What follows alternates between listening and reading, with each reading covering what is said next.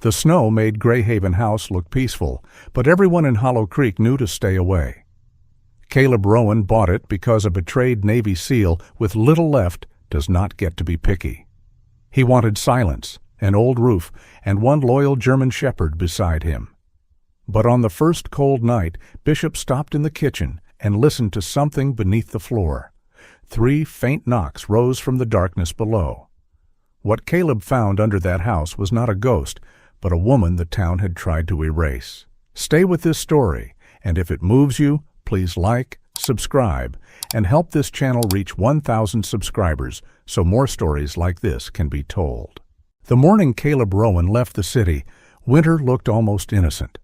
Sunlight struck the glass towers and salted streets with a clean, silver brightness, the kind that made everything seem washed and forgiven.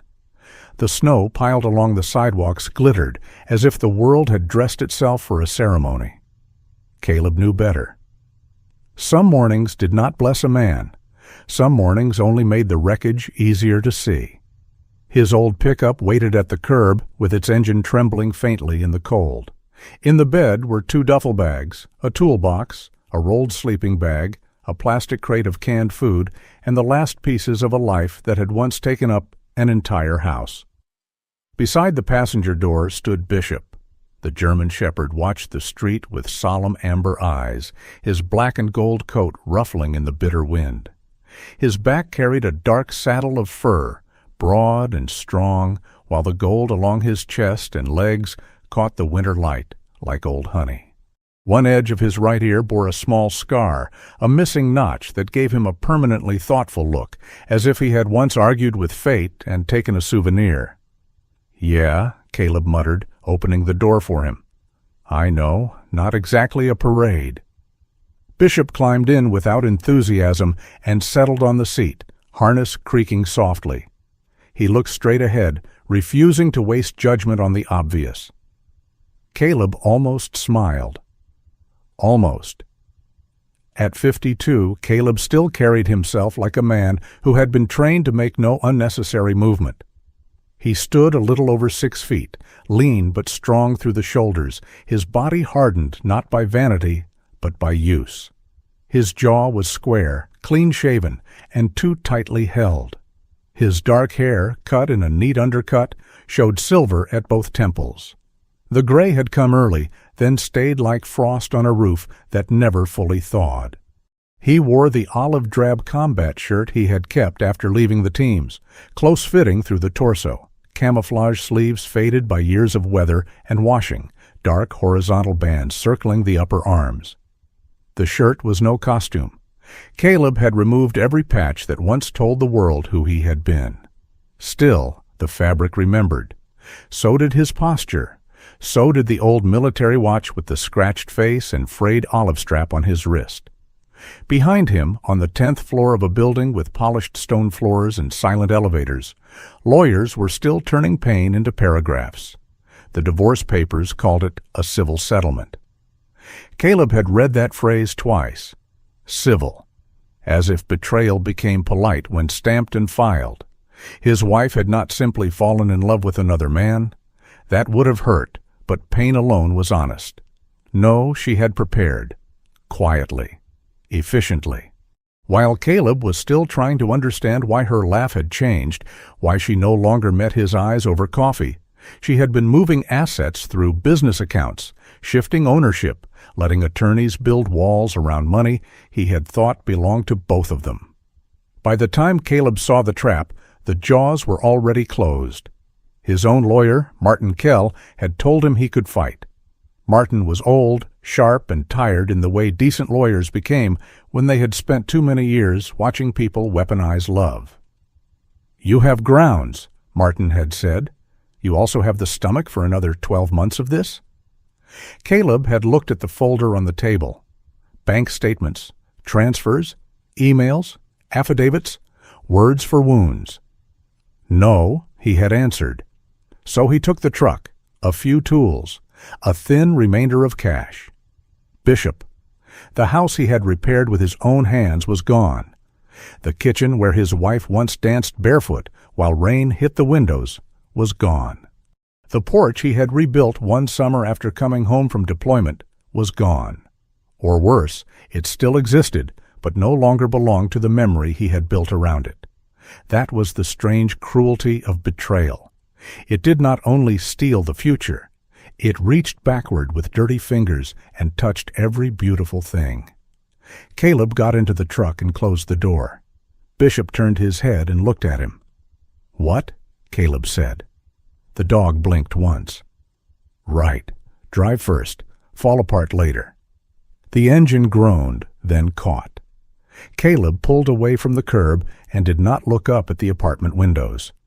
Some battles deserved no final salute. He drove north. The city thinned into suburbs, the suburbs into dark pines and frozen fields. Maine opened before him in long white stretches, quiet and severe. The farther he drove, the more the road seemed to erase him. Mile by mile, he became less husband, less homeowner, less man named in legal documents, and more simply, a figure behind a windshield with a dog beside him and snow ahead. By late afternoon, he reached Hollow Creek. The town sat in a shallow valley between pine-covered ridges and a frozen lake that shone under the weak sun like hammered pewter. Smoke rose from chimneys. A small bakery glowed at the corner of Main Street, its windows fogged from heat, the air around it sweet with cinnamon and yeast. Wooden houses climbed the slopes above town, their roofs buried under clean snow, their windows warm and golden. It should have looked welcoming. To Caleb, it looked like a place that had learned how to keep secrets warmly. He rented a room at a roadside motel beside a gas station. The sign outside flickered between Hollow Creek Motor Lodge and Hollow Creek Motor Lot, as if even the word lodge had given up halfway through winter.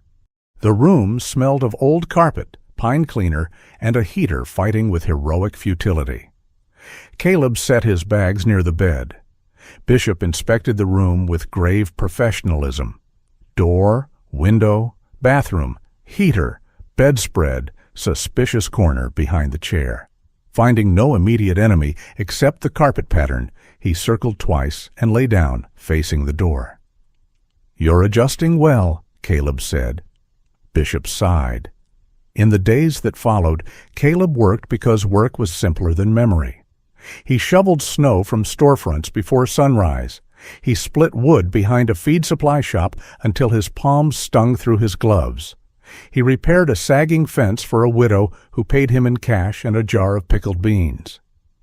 At the hardware store, he unloaded bags of salt and stacks of plywood, while the owner, a broad man named Frank Teague, pretended not to study him. People in Hollow Creek were polite. Not warm exactly. Polite in the northern way where kindness wore a coat of caution. They nodded. They said, "Cold one." They asked if Bishop was friendly from a safe distance. Bishop usually answered by sitting down and staring at them until they rethought the question. At night, Caleb returned to the motel with sore shoulders and wet boots. He ate canned chili heated in a dented pot, cleaned his tools, and sat on the edge of the bed while the television murmured without being watched. Sometimes his hand drifted toward the place where a weapon would have been, old instincts rising from dreams he had not invited.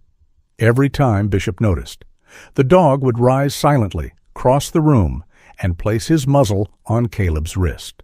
Not dramatic, not needy, just there. "Stay," the old leather collar seemed to say. The word was carved on its inside, hidden unless someone looked closely. Stay.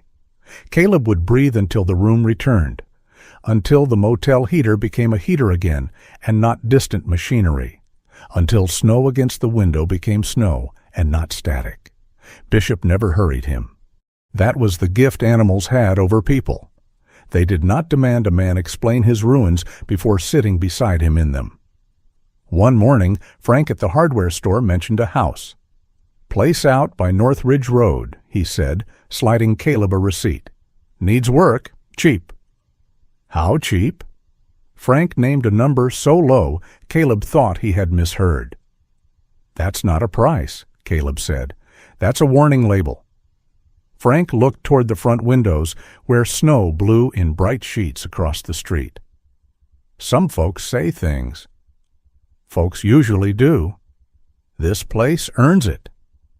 That was how Caleb first heard of Greyhaven House. Rita Sloane showed it to him 2 days later. She was a local real estate agent in a camel wool coat that had seen too many winters and not enough good news. Around 50, with dark blonde hair cut to her shoulders and careful hazel eyes, Rita carried a leather folder against her chest as if the papers inside might try to escape and confess something. Greyhaven sat at the edge of a pine wood where the road narrowed and the town seemed to hold back. The house was 2 stories, old but not collapsed, with white siding gone gray from weather and a porch that leaned slightly, like a tired man listening through a door. Snow lay thick on the roof. Icicles hung along the eaves. Behind it, the forest rose dark and still. Bishop stepped from the truck and stopped. Caleb noticed. "You feel that too?" he murmured. The dog did not move. Rita pretended not to see. Inside, the house smelled of cold wood, dust, and closed rooms. The floors creaked, but not fatally. The roof had a leak near the back bedroom, patched badly, but patchable. The kitchen cabinets sagged. The furnace would need prayer, parts, and possibly negotiation with ancient gods. Still, Caleb saw bones, good beams, a stone foundation, a well out back, land enough for Bishop to run. "Why so low?" he asked. Rita adjusted her gloves. "Distance from town, deferred maintenance. Prior buyers withdrew." "And the part you don't put in the listing?" Her mouth tightened. Caleb waited. Rita looked toward the kitchen, then away. "People say it's haunted." Bishop gave a soft huff through his nose. Caleb glanced at him. "He's skeptical." Rita did not laugh. "At night there are sounds, knocking under the floor. Some say the previous owner vanished. Some say they saw a woman at the window after the house was empty." She opened her folder too quickly. "None of that is legal disclosure, just town nonsense." "Is it?" She met his eyes then, and for a second Caleb saw not deception, but fear worn thin by habit. "I honestly don't know what it is." He did not buy the house that day. He came back twice, checked the tax records, walked the property line. Crawled under the porch with a flashlight, tested the well pump, called Martin Kell and asked him to look over the documents. Martin grumbled about old houses, cheap deeds, and men who mistook isolation for recovery, but he found no obvious legal trap. "Caleb," Martin said on the phone, "are you buying this place because it's a good idea or because it's the last idea?" Caleb stood in the Greyhaven yard while Bishop sniffed the dead grass poking through the snow. "Does it matter?" "It usually does." Caleb looked at the house, gray, wounded, still standing. Not this time. The closing was quiet. Rita handed him the keys in her small office above a pharmacy, the windows rattling softly in the wind. She looked relieved and ashamed in equal measure. "I hope it gives you what you need," she said. Caleb took the keys. "I just need it to keep the snow off." Rita's eyes flickered. Sometimes houses do more than that. He did not ask what she meant. By the time Caleb moved in, the afternoon was bright with falling snow. Not a storm, not yet. Just soft flakes drifting through sunlight, turning the pines behind Greyhaven into dark pillars in a white cathedral. He carried in the duffel bags, the toolbox, the crate of canned food. Bishop supervised from the porch, occasionally looking offended by Caleb's lifting technique. Inside, Caleb started a fire in the old stone hearth. Smoke hesitated, then found the chimney. The first flames took slowly, licking at dry kindling until the room warmed by degrees. It was not home, not yet, maybe not ever, but it was shelter. Caleb stood in the living room with his hands on his hips, listening to the house settle around him. "Well," he said to Bishop, "we've lived in worse." Bishop looked at him. "Don't make that face. We have." The dog turned and walked into the kitchen. Caleb followed a moment later, expecting him to be searching for dropped food or judging the cabinets. But Bishop stood perfectly still in the middle of the room. His ears were up. His body had gone rigid. His amber eyes were fixed on an old rug near the far corner, half tucked under a small breakfast table left by some previous owner. Caleb's humor faded. "What is it?" Bishop did not bark. He did not growl. That troubled Caleb more. The dog simply stared at the floor as if listening to something buried beneath the boards. The house creaked. The fire popped in the next room. Outside, snow brushed softly against the windows. Then, from somewhere below the kitchen floor, came 3 faint knocks, not loud, not frantic, just 3 careful sounds rising through the old wood. Caleb stood very still. Bishop lowered his head, ears forward, every inch of him awake. The house, which had seemed abandoned only moments before, suddenly felt as if it had been holding its breath for years. And now, at last, someone underneath had answered. For the first few seconds after the knocks, Caleb Rowan did nothing. That was not fear. Fear had a taste and a temperature. He knew it too well.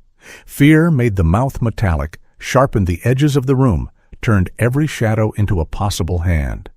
This was different. This was the cold, disciplined stillness that came before choosing whether a thing was real. Greyhaven House creaked around him. The old fire popped once in the living room. Snow brushed the kitchen windows with soft, harmless fingers. Somewhere in the walls, a pipe gave a tired click. Then came the sound again. 3 knocks, a pause, 2 knocks, a pause, 1 long scrape from beneath the boards. Bishop did not bark. That troubled Caleb more than noise would have. The German shepherd stood in the center of the kitchen, head low, ears forward, black and gold body locked into attention. Not hunting, not warning against an animal. Listening. "Could be plumbing," Caleb said. Bishop did not turn his head. Old house. Bad pipes. Maybe raccoon with a dramatic sense of timing. The dog's right ear, the one with the small notch in it, twitched once. Caleb exhaled through his nose. Fine, not plumbing. He went to the truck for the larger flashlight, a pry bar, and his gloves. The whole time he kept expecting the sensible explanation to arrive. A loose duct, a crawl space, a branch under the foundation, a raccoon, ideally one with shame, and a willingness to relocate. But when he returned to the kitchen, Bishop had not moved. The faded rug in the corner looked harmless enough. Blue-gray, threadbare, stiff with years of dust. Caleb dragged the breakfast table aside, its legs screeching across the floor, then peeled the rug back. Beneath it, the boards were not quite like the rest of the kitchen. The outline was subtle, almost hidden under old varnish and grime, a square seam cut into the floor, 4 feet by 4 feet. Along one side, Caleb found a recessed iron ring painted over so many times it looked like a knot in the wood. "Somebody didn't want this opened often," he murmured. Bishop lowered his nose and sniffed near the seam. His hackles rose, but only slightly. Caleb knew the difference. This was not the dog sensing a threat about to leap out. This was recognition. Caleb wedged the pry bar under the ring and cracked the old paint. The sound was small, but in the empty kitchen it carried like a bone breaking. He pulled. At first, nothing moved. He braced one boot against the floor and pulled harder. The door gave with a wet wooden groan, lifting just enough for a breath of darkness to rise from below. Cold air rolled out, not ordinary basement cold. This was deeper, older, carrying the smell of damp soil, rusted metal, old wood, and something human underneath it all. Sweat, fear, sickness, survival. Bishop made a low sound in his throat. "Stay close," Caleb said. He lifted the hatch fully. A narrow stairway descended into blackness beneath the kitchen. The steps were rough wood, damp at the edges, but not rotten through. Caleb aimed the flashlight downward. The beam caught stone walls, pipes, shelves, the curve of a low tunnel opening at the far side. A storm cellar. No, more than that. An old shelter. He moved down one step at a time. Bishop came behind him, careful and silent, his claws clicking softly against the wood. Caleb's body remembered rooms like this. Tight entries, low light, corners that did not reveal themselves. Air that seemed to hold its breath. At the bottom, he swept the flashlight across the space. Shelves lined one wall, mostly empty except for jars gray with dust and a rusted lantern. A collapsed cot lay near a stack of old crates. The tunnel at the far end had partially caved in, blocked by frozen earth and broken boards. Near that cave-in, under a filthy blanket, something moved. Caleb froze. The blanket shifted. A woman's voice, raw and cracked, said, "Don't come closer." The flashlight beam found her slowly, not because Caleb wanted drama, but because some part of him understood that sudden light could be another kind of violence. She was crouched with her back against the stone, one arm wrapped around her ribs, the other hand gripping a length of metal pipe. Her hair, dark chestnut beneath dirt and tangles, hung around a narrow face hollowed by exhaustion. Her lips were split. Her skin had the pale, waxen look of someone who had gone too long without warmth. But her eyes were alive, pale blue-gray, sharp with terror, measuring him as if deciding where to strike. Caleb lowered the flashlight slightly.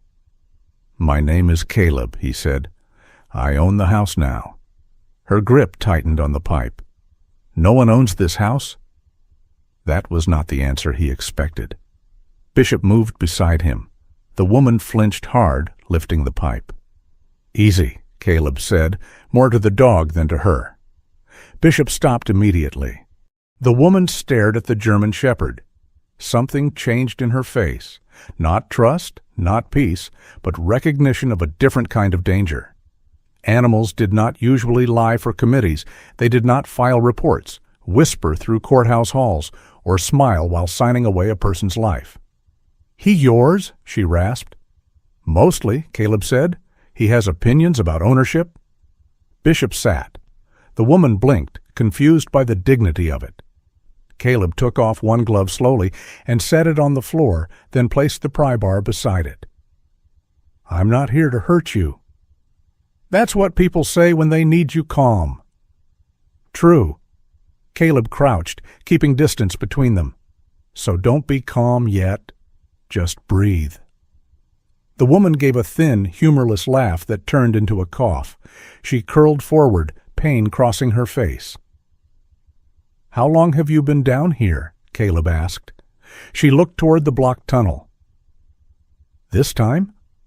The answer settled over the cellar heavier than the cold. Caleb heard the meaning in those two words and did not like it.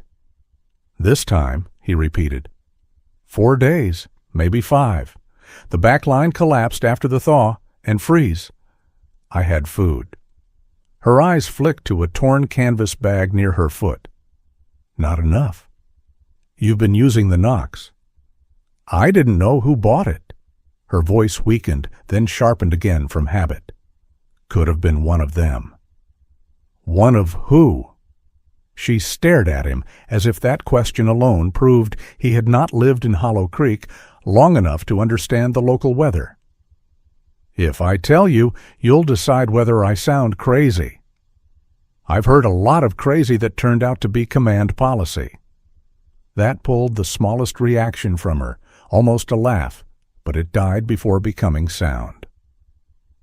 "What's your name?" Caleb asked. For a moment she looked as if she had forgotten the usefulness of names. Then she said, "Marlevane." The name did not mean anything to him yet. But Bishop's ears lowered slightly, a softening of posture Caleb had seen before around wounded people, the ones whose pain had no visible bandage. Caleb looked at the blocked tunnel. "You came through there?" Marla nodded. "From where?" "Old pump station, storage lines, shelter passages." She swallowed with difficulty. Greyhaven was part of the old winter emergency route before people decided it was easier to call it haunted. The words sounded too deliberate to be delirium. Caleb could hear training in her speech, a mind still organizing facts, even while her body shook. "You need a doctor," he said. The change was immediate. Marla shoved herself backward against the wall, raising the pipe again. Her face drained of what little color it had. "No." "Marla, no hospital, no clinic, no sheriff." Caleb stayed still. "You're dehydrated, maybe injured. I'm not asking permission to notice that. And I'm not asking permission to stay alive." Her voice cracked, but anger held it upright. "You call them, they'll put me back in the file." "What file?" "The one where they turn a person into symptoms." She pressed the pipe across her chest like a shield. "Stress reaction, paranoid ideation, unreliable witness, non-compliant, every word clean enough to wash blood off hands." Caleb said nothing. He knew enough about systems to know they rarely needed to be dramatic to be cruel. A form could bury a person as surely as earth, if enough people agreed not to dig. Above them, wind moved against the house. Marla's breathing had gone too fast. Her eyes were not seeing the cellar anymore. Caleb recognized that too. The body returning to a room the mind had escaped badly. Bishop did something then that Caleb would remember long after. The dog rose, not quickly, not with command. He stepped forward only once, then lowered himself to the ground a few feet from Marla. He placed his head on his paws and turned his face slightly away, making his body smaller than it was. A large dog choosing not to be large. Marla stared at him, her fingers loosened on the pipe. Bishop did not wag, did not whine, did not ask anything of her. The cellar became very quiet. Then Marla's face folded, not in surrender, but in exhaustion, too old to keep standing. Her mouth trembled once. A sound escaped her, small and broken, like water finding a crack in ice. Caleb looked away for a second. Some wounds deserved privacy even when they were happening in front of you.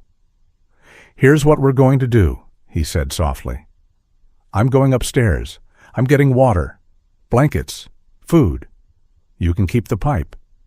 Bishop stays where he is unless you want him gone." Marla wiped her face with the heel of her hand, angry at the tears. "Why?" "Because you knocked." "That's not an answer. It's the only one I've got right now." When Caleb climbed back to the kitchen, the house looked different. The cabinets were still warped. The windows still leaked cold. The fire still snapped in the other room. But Greyhaven no longer felt empty. It felt accused. He filled a cup with water, found a clean blanket from his duffel, opened a can of soup, and cursed the stove until one burner agreed to perform its civic duty. As the soup warmed, he stood with both hands on the counter, looking down at the hatch in the floor. He had bought the house because it was cheap, because it was all he could afford, because the world had taken enough from him that a place nobody wanted felt honest. Now a woman was hiding under his kitchen, and some part of him, the tired, selfish, wounded part, wanted to close the hatch and drive back to the motel where problems cost by the night and did not come with names. Then Bishop gave one soft bark from below. Not alarm. Reminder. Caleb closed his eyes. "Yeah," he whispered. "I heard her." He brought Marla upstairs slowly. She resisted at first, not from pride, but from the animal fear of changing positions when every position had once been used against her. Bishop went ahead, stopping on each third step, as if making sure the path remained patient. Caleb did not touch Marla unless she reached for the railing and nearly fell. Even then, he offered his arm, letting her decide whether to take it. She did. Her hand was cold through his sleeve. In the kitchen light, she looked smaller and more human, which somehow made the whole thing worse. Dirt streaked her cheek. One sleeve of her navy puffer jacket was torn near the shoulder. Her boots were mismatched in the laces, one tied with cord. She stood just inside the kitchen, staring at the room as if it belonged to a world she had been declared unfit to enter.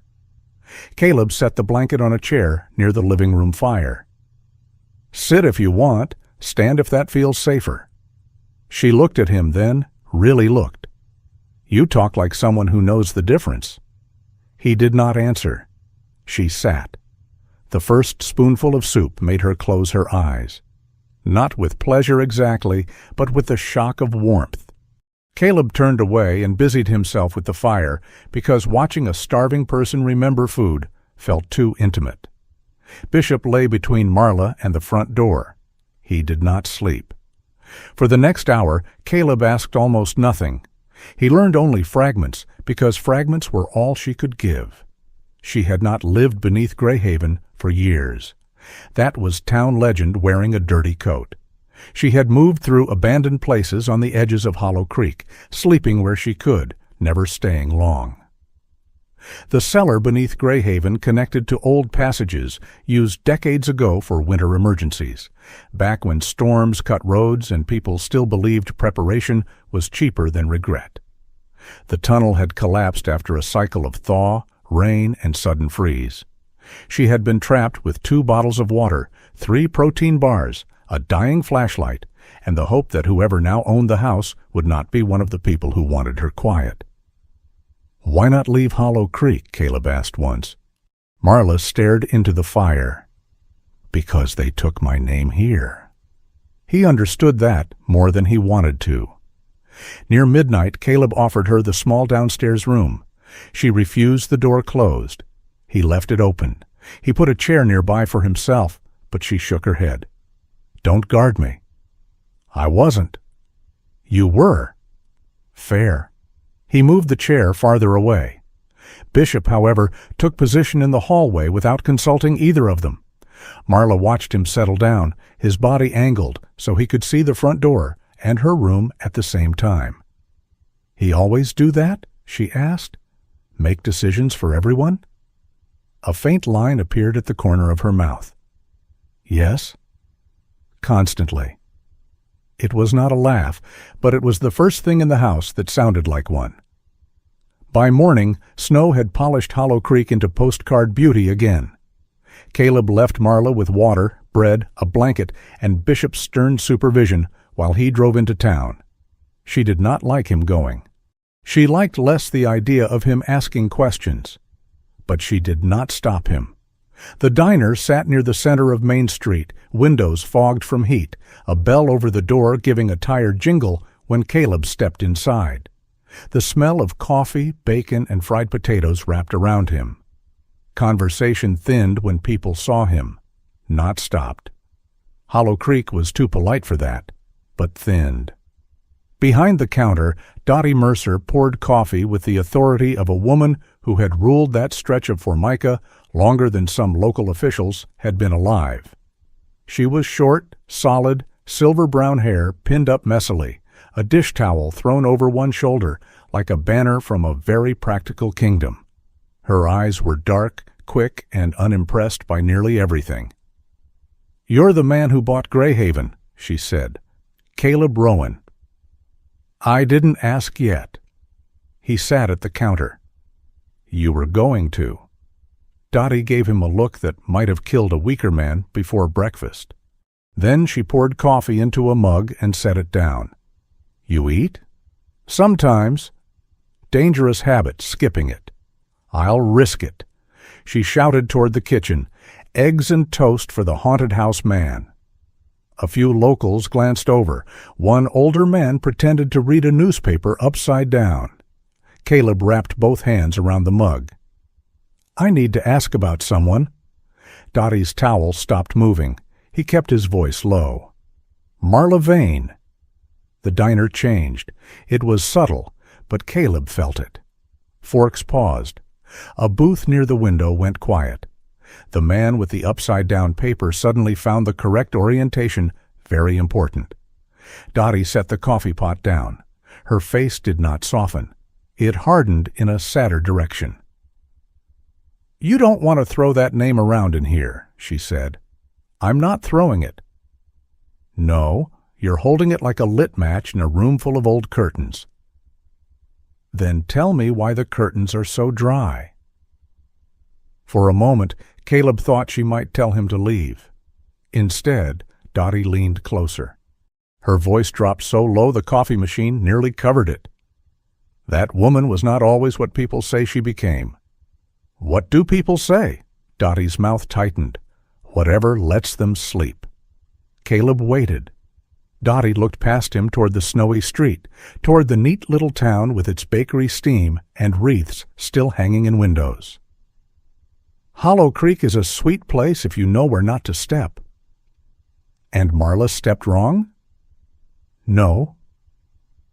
Dottie picked up her towel again, twisting it once between both hands.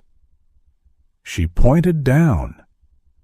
The words stayed with Caleb on the drive back. At Greyhaven, Marla was standing by the living room window, wrapped in the blanket, looking out at the town below. Bishop sat beside her, close enough to be felt, not close enough to trap. The pale winter sun laid Hollow Creek in gold and white. From here, the town looked gentle, almost holy. Smoke rose from chimneys. The frozen lake shone between pines. Nothing ugly moved on the surface. Caleb stepped inside quietly. Marla did not turn. Did they go quiet? Yes. They always do. Bishop looked up at Caleb, then back to Marla, as if mediating between two damaged species. Marla's reflection in the glass looked ghost-like, but the woman herself was flesh, breath, hunger, fear, and fury barely held together. "People say this house is haunted," Caleb said. Her eyes stayed on the town. "It isn't," she whispered. "Hollow Creek doesn't need ghosts." A long silence passed. Then she added, "It has living people who learned how to pretend they don't hear knocking under the floor." Outside, snow kept falling in the sunlight, bright and clean enough to cover anything. By the second morning, Marla Vane had stopped flinching every time the house settled. Not completely. Fear did not leave a body just because a fire was lit and a bowl of soup had been eaten. It lingered in the shoulders, in the eyes, in the way fingers tightened around a mug when tires passed outside. But she no longer sat with her back pressed to the wall as if the wallpaper might betray her. That was something. Caleb did not call it progress aloud.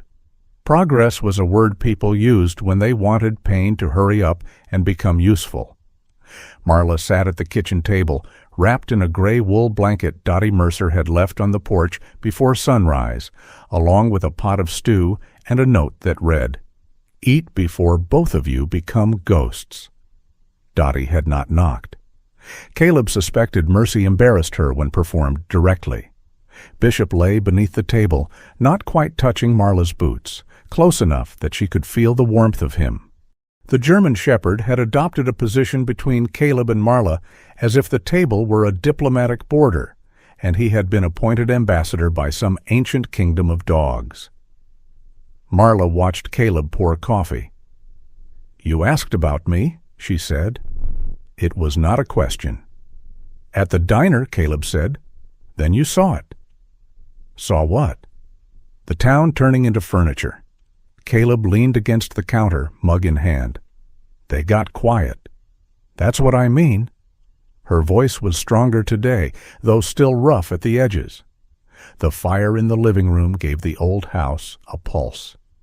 Morning sun spread across the kitchen boards, pale and clean. If someone had walked in at that moment, they might have seen only a tired man, a hungry woman, and a watchful dog in a worn-down house. They would not have seen the cellar beneath them. They would not have seen the years behind her eyes. Marla reached for the notebook Caleb had found in her canvas bag. It was dark blue, waterproof, warped along the edges, held together by a rubber band. She rested her hand on it for a while before opening it, as if the pages were a wound she had to uncover carefully. "I worked for the county water lab," she said. "Not glamorous. Nobody applauds the woman labeling creek samples in February." "Sounds like steady work." "It was honest work." Her mouth tightened. "Until it wasn't." Caleb sat across from her. Bishop's ears shifted, but his head stayed down. Marla turned the notebook toward Caleb. The pages were filled with tiny, precise handwriting. Dates, locations, temperature readings, well numbers, chemical abbreviations, arrows, cross-references. It did not look like madness. It looked like a mind trying to hold the world together with ink. I tested residential wells, runoff channels, parts of Hollow Creek, and the old pump station line near North Star, she said. North Star De-icing Solutions. They make and store chemical compounds for highway winter treatment. Anti-icing, de-icing, brine additives. Trucks go in and out all winter. Caleb scanned the notes. You found something. After storms. Marla tapped a column with one thin finger. Not every time. That was part of the problem. The spikes came after heavy snow events, when runoff should have diluted some readings, not made them worse. The worst samples were always near the old drainage system and the pump station. What kind of spikes? Enough to ask questions, enough to retest, enough that a responsible office would have notified the state. And instead, the report changed. She said it simply. No drama. That made it worse. Caleb had heard men describe ambushes that way, flatly, as if the voice could survive only by refusing decoration. I thought it was an error at first, Marla continued. Then a second report changed, then a file disappeared. I sent a memo. My supervisor told me not to panic residents over preliminary data. I requested independent testing. She gave a small laugh without humor. That was when everyone became very concerned about my stress levels. Caleb looked up. Marla did not meet his eyes. They held a town meeting, she said. Said it was about public reassurance.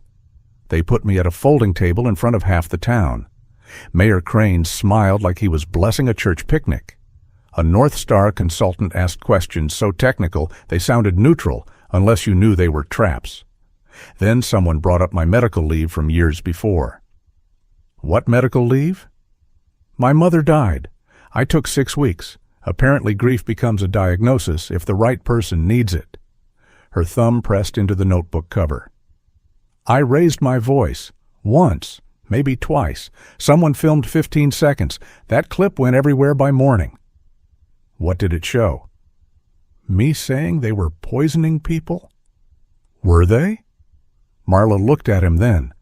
Her eyes were tired, but beneath the fear was something harder than fear. That was what I wanted to prove. Caleb said nothing for a long moment. Outside, Hollow Creek glittered under sun. Snow on the window ledge shone like sugar. Somewhere down the road, a truck engine passed slowly, then faded. The town looked too clean to contain such a thing. But Caleb had learned long ago that clean surfaces were sometimes where rot felt safest. Later that morning, he drove into town with Bishop in the passenger seat and Marla's notebook locked in the glove compartment. Marla had wanted to go. Her body had refused before her pride could argue. Caleb had seen the tremor in her knees when she stood. He did not mention it. Hollow Creek's clinic sat behind the pharmacy, a low brick building with a blue awning and snow piled high along the walkway. Caleb did not go inside immediately. He watched people enter and leave. An old man with a cane, a woman carrying prescriptions, a nurse smoking quickly near the side entrance as if winter had personally offended her. The name on the directory read, Dr. Lenora Hayes.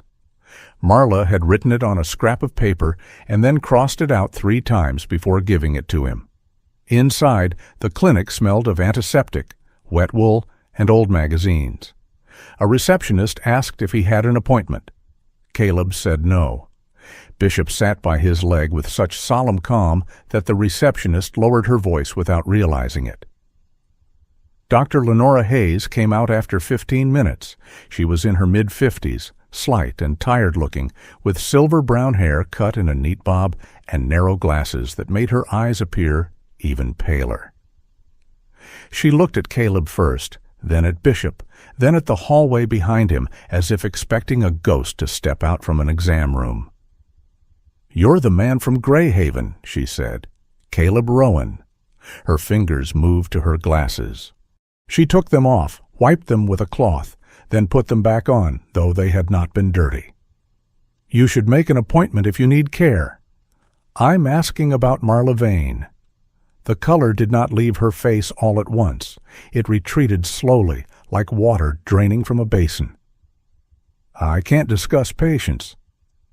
"I'm not asking for private details." "You just did." "I'm asking why a water technician became a town warning sign." Lenora looked toward the receptionist. "My office." The room was small, crowded with file cabinets, medical journals, and a framed photograph of a younger Lenora standing beside a man on a snowy trail. Her desk was too organized to be peaceful. She closed the door. "What do you want from me?" she asked. "The truth." Her laugh was so small it was almost a cough. "People say that as if it's a clean instrument." Caleb waited. Lenora sat behind her desk but did not lean back. "Marla came to me after the meeting. She was exhausted, frightened, not sleeping. She believed people were changing reports and watching her." She looked down at her hands. "I wrote that she was experiencing prolonged stress and possible paranoid ideation under professional pressure." Was she paranoid? Lenora closed her eyes. Caleb did not press. When she opened them, they were wet, but steady enough. "I wrote soft words," she said. "That is how cowardice survives in respectable places. Soft words, ambiguous words, words that can be used later by harder people." Caleb felt something shift inside him, not forgiveness for her, not yet, but recognition. Guilt had a posture. Lenora wore it like an old coat she could not remove in public. "Who pressured you?" She shook her head. "Not directly. Never directly. A call from the county office. A reminder about liability. A note that North Star's legal counsel had concerns about employee instability affecting public confidence. Mayor Crane visited the clinic fundraiser 2 days later and thanked us for keeping Hollow Creek calm." "Calm," Caleb repeated. Lenora's mouth twisted. Then she opened a drawer and removed a sealed envelope. Her hand trembled as she slid it across the desk. "What's this?" "My personal note from that week, not the chart note, the one I should have written officially." Her fingers remained on the envelope for a second before letting go. "It says Marla's fear was consistent with workplace retaliation, not delusion. It says I recommended independent review of the water reports." "Why keep it?" "Because I was a coward, not a monster." That sentence stayed between them. When Caleb left the clinic, he did not feel victorious. He felt heavier. Some truths did not arrive like keys. They arrived like stones handed to a man already carrying too many. Bishop nudged his thigh once before climbing into the truck. "Yeah," Caleb said quietly. "She knows." The dog looked out the windshield toward Main Street. "She knows, and she let it happen." Bishop gave no answer. Dogs were merciful that way. They did not confuse explanation with absolution. Rita Sloane's office occupied the second floor above the pharmacy. Caleb could have waited. He did not. The bell on her door gave a bright, nervous jingle when he entered. Rita looked up from her desk and immediately stood, knocking a pen to the floor. "Oh, Mr. Rowan." Bishop entered behind him, inspected the office carpet, and found it morally questionable. "I need to ask about Grace Alden," Caleb said. Rita's expression tightened around the name. The office was warm, too warm, with framed photographs of lake cabins and smiling families on the walls. Rita herself looked polished in a camel blazer over a cream turtleneck, but the polish stopped at her eyes. Those eyes had not slept well. "I handled a sale," she said carefully. "That's all." "Greyhaven." Her hand moved toward the leather folder on her desk and stopped. Caleb noticed. Grace Alden owned the house before the county sale? Rita looked toward the window. Below, Main Street shone under noon light. People moved along the sidewalks with grocery bags and coffee cups, small figures inside a snow globe that someone kept shaking gently. Grace was placed under temporary financial guardianship, Rita said. The property was sold to cover care expenses. Was she unable to make decisions? That's what the assessment said. Did you meet her? Rita did not answer. Bishop walked forward, picked up the pen she had dropped, and placed it at her feet. Rita looked down at the dog.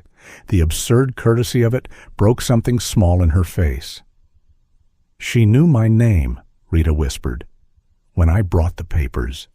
She asked why the winter shelter map had been removed from the pantry wall. She asked if the pump station line was still marked. Rita pressed a hand to her mouth for a second, then lowered it. That doesn't sound like a woman who didn't understand her own house, does it? No. I told myself it wasn't my place. People seem to tell themselves that a lot here. Rita flinched, but she did not deny it. She opened the leather folder and removed a set of copied documents.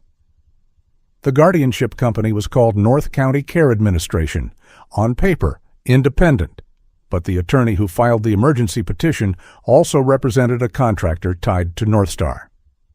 Caleb took the pages. The sale price was low, Rita said. Too low. I questioned it once. My broker told me old houses with reputations don't get market value. And the reputation? Rita's eyes lifted. The knocking stories got louder after Grace was moved. The office seemed to shrink around that sentence. Not haunted, Caleb thought. Marketed as haunted. A cheap curse placed carefully over valuable silence. Back at Greyhaven, the afternoon light slanted gold across the kitchen. Marla sat with Dottie at the table, though with might have been generous. Marla occupied one end, pale and guarded.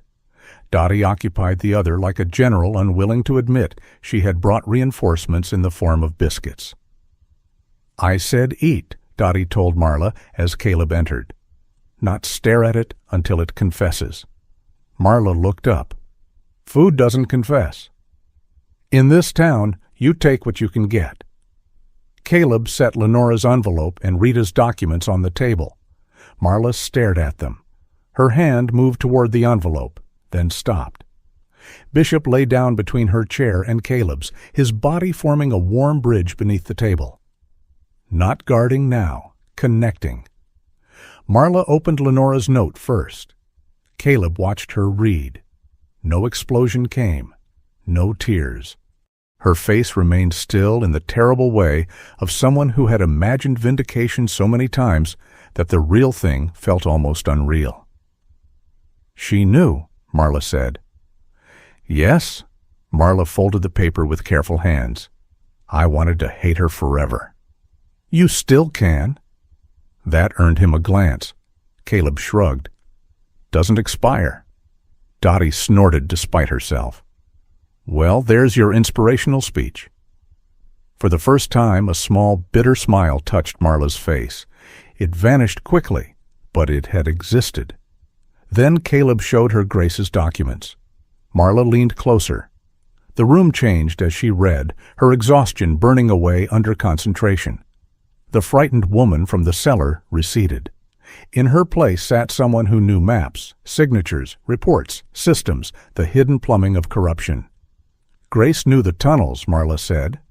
She kept a hand-drawn map in the pantry. She told me once Greyhaven used to be a winter emergency house. Before my time. Before the town decided memory was inconvenient. She reported her well? One of the first. Marla's finger moved down the page. Then she fell on ice, got taken to a hospital outside town, and suddenly someone decided she couldn't manage her affairs. Dottie's face had gone dark. Grace Alden made the best blackberry jam in 3 counties. That woman could manage an army if given enough jars. Marla looked toward the window. Outside, snow fell again, softer now, turning the yard blue-white in the fading light. I hid a bag, she said. Caleb waited. "At the old pump station, copies of my original sample sheets, a map Grace gave me, a flash drive with lab export files." Her voice was quieter now. "I thought if I kept it away from town records, they couldn't change it." "When?" "Before I disappeared." Dottie's hand tightened around her coffee mug. She did not ask disappeared where. Not yet. Marla looked at Caleb. "I need it. You're not strong enough to go anywhere." "I didn't say I could get it alone." The room went still. Caleb felt the shape of the request before she finished forming it. He looked down at the papers on the table, at Lenora's confession, at Rita's copied records, at Marla's thin hands gripping the edge of the chair as if she could hold herself inside the world by force.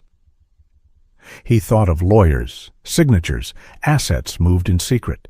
He thought of polite people using clean language to make theft look like procedure. He had come to Hollow Creek to stop fighting other people's wars. He could say no.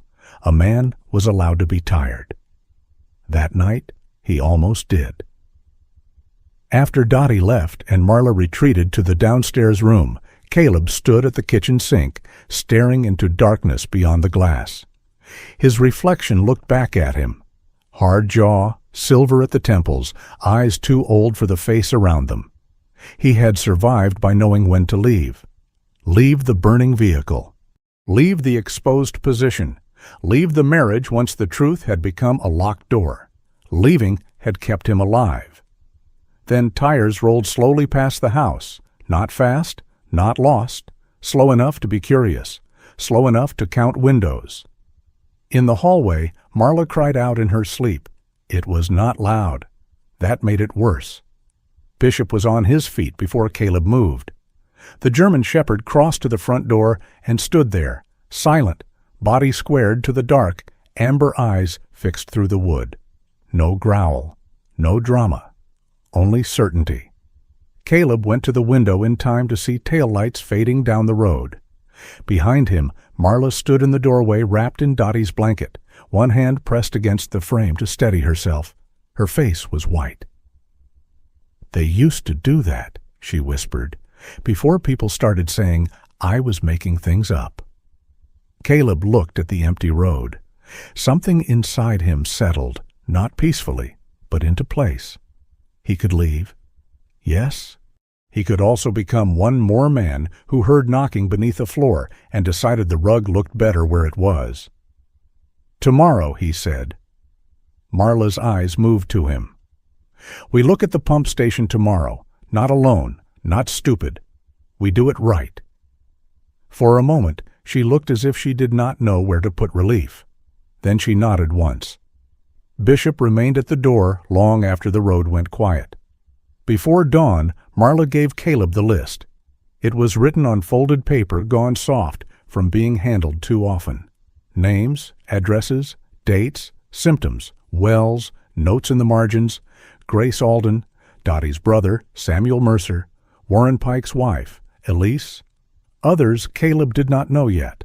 Men and women who had reported strange smells in water after storms, skin rashes that would not explain themselves, illnesses that arrived like bad weather and stayed. Caleb sat at the kitchen table while the first gray light crept over the snow outside. Hollow Creek lay below the hill, peaceful and bright, smoke rising from chimneys, the lake shining like a promise. But the paper in his hand changed the view. The town no longer looked like a postcard.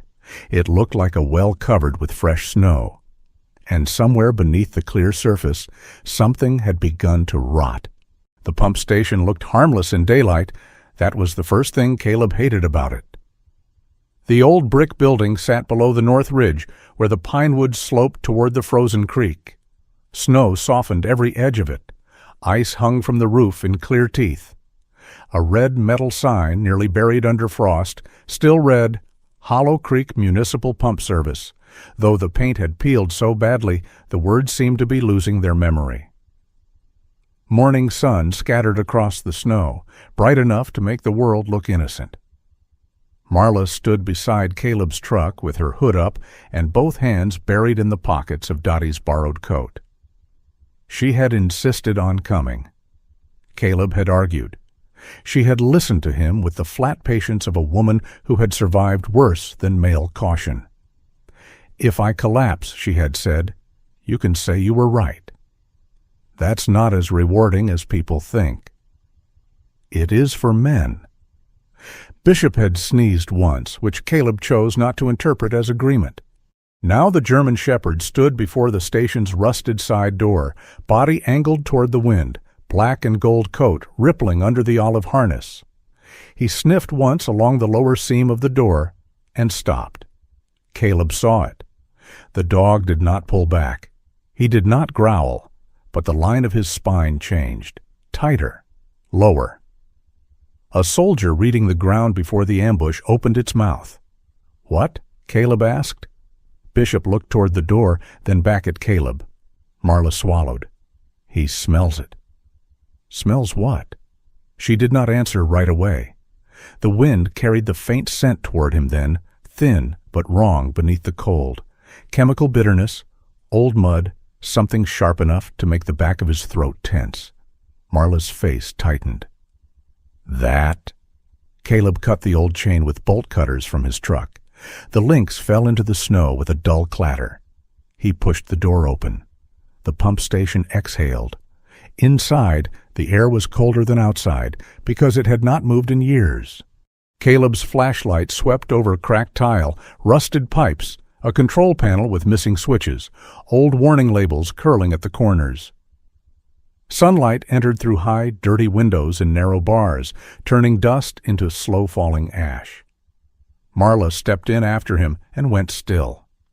For a moment, she was not a woman in borrowed clothes standing in an abandoned pump station. She was somewhere else, some year before this one, some version of herself who still wore an ID badge and believed numbers could protect people if written clearly enough. Bishop moved close to her leg. She looked down at him, then breathed. "Basement access is this way," she said. The stairs were concrete, slick at the edges. Caleb went first. Bishop followed. Marla came last, one hand trailing along the wall. At the bottom, the station opened into a maintenance chamber with a low ceiling and thick pipes running like sleeping iron beasts into the walls. Beyond the chamber, a narrow tunnel disappeared into darkness. Caleb angled the flashlight down the passage. "Greyhaven connects to this?" "It used to." Marla's voice had changed. Here, among pipes and cold stone, fear had to share space with competence. The old emergency network ran between the pump station, a few cellars, the road maintenance shed, and Greyhaven. In heavy storms, if Northridge Road was blocked, people could still move between shelter points. Caleb looked back toward the tunnel. So the haunted house was a rescue route. Before people found better uses for fear. They entered the passage. The ceiling was low enough that Caleb had to duck in places. Ice filmed parts of the stone. Old wiring hung from brackets overhead. Their footsteps echoed strangely, as if the tunnel were repeating them to someone farther below. Marla counted turns softly under her breath. Left at the pressure valve. 12 steps, old brick seam, then the notch. Caleb listened without interrupting. This was the first time he had seen her become something other than hunted. Her shoulders still held tension, but her eyes were sharper now. She knew this place. Not as a victim knows a cage, but as a cartographer knows a dangerous coast. Her hand skimmed the wall, reading old repairs and mineral stains. She paused at a place where newer mortar interrupted the old brickwork. "There," she said. Caleb aimed the flashlight. A narrow gap sat behind a loose section of brick near knee-height. It would have been invisible to anyone not looking for it. Marla crouched and reached in. Her hand moved once, then again. Her breath stopped. Caleb already knew before she spoke. "It's gone," she whispered. The tunnel became too quiet. Marla reached deeper, scraping her knuckles against brick. "No, no, no, no." Caleb crouched beside her. What was in it? My originals, her voice thinned. The sample sheets, Grace's tunnel map, lab exports, chain of custody notes. I sealed everything in a dry bag. It was here. She pulled her arm out. Her hand was empty except for dust and a smear of black mud. For a moment, she simply stared at the gap. Then she laughed once. It was a small sound. Dry, almost polite, worse than crying. Caleb had heard men make that sound when the last radio battery died. Marla pressed her palm against the wall as if she could keep herself from falling through it. Of course, she said. Of course they found it. Why wouldn't they? Why would I get one clean thing? Caleb did not say it might still be somewhere else. Hope offered too quickly could feel like mockery. Bishop moved past them and lowered his nose to the floor near the wall. He sniffed slowly, following a line of scent Caleb could not see. Then the dog nudged something under the edge of a rusted pipe. Caleb reached down and picked it up. A small metal button, dull silver, stamped with a simple angular star inside a circle. Marla's eyes fixed on it. North Star, she said. Beside the button lay a torn scrap of dark fabric, stiff with frozen mud. Caleb rubbed it between gloved fingers. Work uniform cloth. Heavy, industrial. Someone came recently, he said. Marla looked at the empty gap again. The little strength she had gathered on the way here seemed to drain through the floor. Then I'm back to being a story. No, Caleb said. The word came sharper than he intended. She looked at him. He forced his voice lower. You're not a story. You're a witness? A witness without evidence is just a woman people already learned not to hear. The tunnel held that sentence like a verdict. Caleb could have argued. Instead, he put the button and fabric into a small evidence bag from his truck kit. Not official, not enough, but better than a pocket full of mud. Then Bishop lifted his head. This time he did make a sound, not a growl. A soft, low whine aimed toward the old pump room beyond the tunnel bend. Marla frowned. What is it? Caleb turned off his flashlight for 1 second. Darkness folded over them. In it, he heard what Bishop had heard. Breathing. Weak, uneven, human. The pump room beyond the bend was larger than the first chamber, half sunk into the earth, with an old turbine housing in the center and collapsed shelving along the back wall. Caleb moved slowly, flashlight low. Hello? He called. A shape shifted behind the turbine. Bishop stepped ahead, then stopped when Caleb gave a low click of his tongue. Come out where I can see your hands, Caleb said. A man's voice answered from the shadows, rough and broken. Can't. Marla went rigid. Caleb swept the beam left. The man lay half-curled beside the turbine base, one leg trapped under a fallen metal shelf. He was big-framed but reduced by cold, wearing a brown work jacket crusted with ice and a faded orange knit cap. His beard was gray and uneven, his face red from windburn and pain. One hand clutched a dented metal cigarette case against his chest as though it were a relic. Marla whispered, Warren. The man's eyes opened. They were gray-brown and bloodshot. When he saw her, something passed across his face that looked too heavy to be relief. Marla? He rasped. God. She did not move toward him. Caleb did. He checked the shelf, the leg, the man's breathing.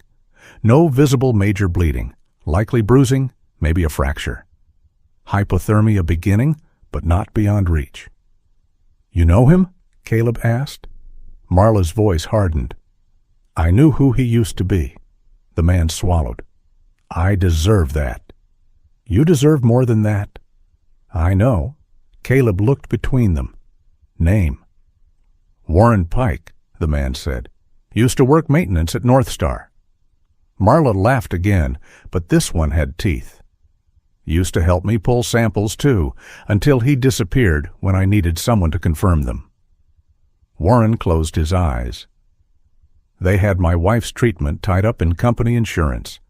I thought if I signed what they wanted, if I kept my head down, I could keep her care going. And did you? His mouth trembled once. No. Marla looked away.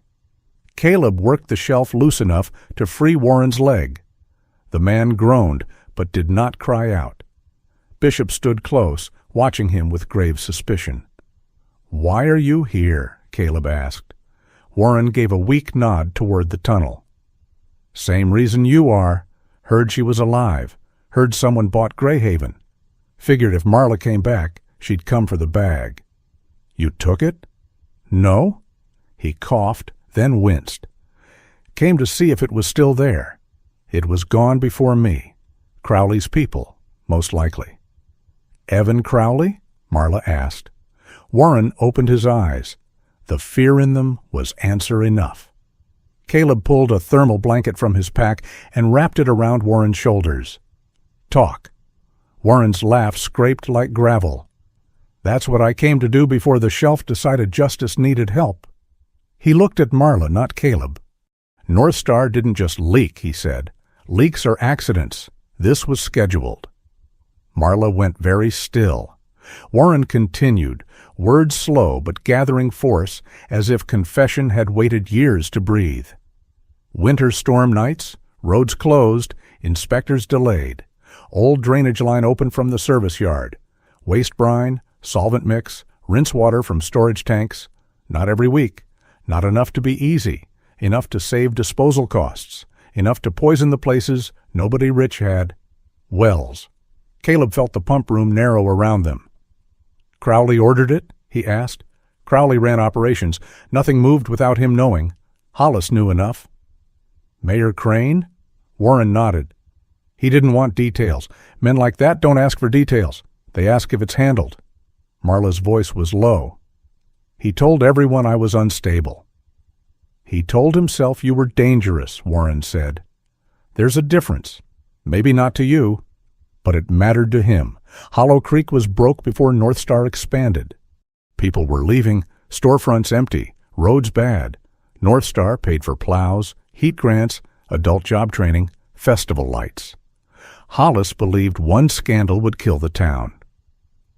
"And Elise?" Marla said. Warren flinched at his wife's name. The cigarette case in his hand clicked softly as his fingers tightened around it. "Elise drank from our well for 23 years, he said. "I don't know what killed her. That's the honest answer. But I know what I signed. And I know I didn't ask enough questions until the house got quiet." No one spoke. Even Bishop seemed to understand that the room had become a confessional, and not the clean kind with candles and polished wood. This was the older sort, stone, rust, cold, and a man finally too tired to keep his sins warm. Marla stepped closer to Warren. For a moment, Caleb thought she might strike him. Instead, she crouched just out of his reach. "You watched them bury me," she said. Warren's eyes filled, but the tears did not fall. "Yes." "You let them make me crazy." "Yes." "You don't get to fix that with one speech in a basement." "I know." "Good." She stood. Caleb saw then that Marla had changed again. The loss of the bag had nearly broken her. Warren's confession did not heal that, but it gave the break an edge, not proof enough, but direction. They got Warren out slowly. It took time, rope, curses, and Bishop's repeated attempts to supervise human incompetence with visible disappointment. Warren could hobble with support, though every step carved pain into his face. Caleb considered taking him to a hospital outside Hollow Creek. Warren refused the local clinic before Caleb even asked. "Not here," he said. "Not yet." Marla did not defend him, but she did not object when Caleb loaded him into the back seat beside a stack of blankets. On the drive back to Greyhaven, the bright winter day had turned white and wind-blown. Snow crossed the road in long, low veils. The world beyond the windshield faded in and out. Pine trunks, ditches, Fence posts, the pale shoulder of the frozen creek. Warren spoke from the back seat, voice weak. "There are copies," he said. Marla turned sharply. "Where?" "Old storage annex near the North Star service yard. Paper invoices, disposal manifests, some real, some fake. I kept duplicates when Elise got sick." "Why not give them to someone?" Warren looked down at the cigarette case in his hand. "Because cowardice is easier to maintain than people think. You only have to choose it every morning." Caleb watched the road. He thought of his own leaving, his own choice to walk away from lawyers, from the house, from the wreckage of a marriage. That had not been cowardice. He knew that, mostly. Still, there was a difference between leaving a trap and leaving a person beneath the floor. At Greyhaven, Rita Sloane was waiting on the porch with a folder under one arm and snow gathering in her hair. She looked alarmed when Caleb opened the back door and helped Warren out. "Oh, Lord," she said. "Is that Warren Pike?" "Unfortunately," Warren muttered. Rita's eyes moved to Marla. "I found more on North County Care Administration. Grace's guardianship petition was filed by the same attorney who handled 2 North Star land option disputes." Marla looked at the folder, then at Warren, then at Caleb. The house received them all with creaking floors and a fire that needed feeding. By evening, Greyhaven's kitchen had become something between a war room and a bad church basement meeting. Papers lay across the table. Lenora's note, Rita's records, Marla's remaining notebook pages, Warren's hand-drawn sketch of the North Star storage annex. Dottie arrived uninvited with soup and a loaf of bread, took one look at Warren and said, "Well, if guilt had a smell, I'd open a window." Warren lowered his eyes. "Evening, Dottie?" "Don't evening me. Eat." He obeyed. Bishop lay under the table with the solemn authority of a judge who had seen too much but appreciated soup. At one point, Dottie glanced down at him and frowned. "That dog looks at me like he knows I underreported cash tips in 1998. Caleb nearly smiled. Marla did. It was brief but real enough for the room to feel less doomed. The evidence was not enough yet. That became clear as they sorted it. Lenora could show Marla had been discredited unfairly. Rita could show Grace's house sale stank of legal manipulation. Warren could testify that North Star scheduled illegal disposal, but testimony from a guilty man would be attacked. Marla's notebook gave patterns, not final proof. The missing bag left a hole big enough for lawyers to drive through. They needed more. Warren tapped the sketch of the North Star annex. "Invoices are there if Crowley hasn't cleaned it out. But you don't walk in on a Tuesday afternoon. There's a routine. Winter Festival week, night of the main event, security shifts thin. Trucks move because nobody watches roads while they're drinking cider under string lights." Rita looked pale. "That's in 3 days." Caleb said nothing. Marla did not look at him this time. She looked at the table. That mattered. She was no longer begging him to believe her. She was studying the battlefield. Later, after Dottie left and Rita drove back to town, Caleb photographed the documents under the kitchen light. He did not trust one copy of anything anymore. His old life had taught him that paper disappeared when powerful people found fire. He packaged the scans, notes, photos of the North Star button, and a short message to the contact Dottie had given him, a Portland investigative reporter named Talia Brooks. Dottie had described Talia as a woman who can smell polished lies through 3 locked doors and a church bulletin. Caleb sent the file. For 20 minutes, nothing happened. Then his phone rang. Unknown number. He answered without speaking. A woman's voice came through, calm but alert. "This is Talia Brooks. I received your files." Caleb looked toward the kitchen table. Marla sat there with Bishop's head resting near her boot. Warren slept badly in the chair by the stove, wrapped in 2 blankets and his own disgrace. "What do you think?" Caleb asked. There was a pause. not uncertainty, calculation. "If these are real," Talia said, "you're not investigating a haunted house." Caleb looked toward the dark window, where Greyhaven's reflection floated over the snow like a lantern above buried ground. Talia's voice sharpened. "You're touching a town built on poisoned water." Mayor Hollis Crane came to Greyhaven House carrying apple pie. That was the first insult, not the visit. Caleb had expected a visit eventually. Men like Hollis did not send wolves before they sent smiles. They preferred to knock politely, bring something warm, admire the porch, and count the exits while pretending to discuss weather. But the pie bothered Caleb. It was wrapped in brown paper, tied with red string, still warm enough to steam faintly in the cold air. Beside it, Hollis carried a paper bag from the bakery in town, the kind printed with a cheerful blue snowflake and the words, "Hollow Creek Bakes Together." A threat, Caleb thought, should at least have the decency to smell less like cinnamon. Hollis Crane stood on the porch in a navy wool coat cut perfectly to his frame, a gray cashmere scarf tucked at his throat, black leather gloves clean despite the slush on the steps. He was in his mid-50s, handsome in the public service way, square face softened by practice, hair brown-gray and neatly combed, smile warm enough for campaign posters, but never careless enough to become real. On his lapel gleamed a silver snowflake pin. Bishop stood between him and the door. The German shepherd did not bark. He only looked at Hollis with amber eyes so steady they seemed almost rude. Hollis lowered his gaze to the dog and smiled. "And this must be Bishop," he said. "Frank Teague told me he has better manners than half the zoning board."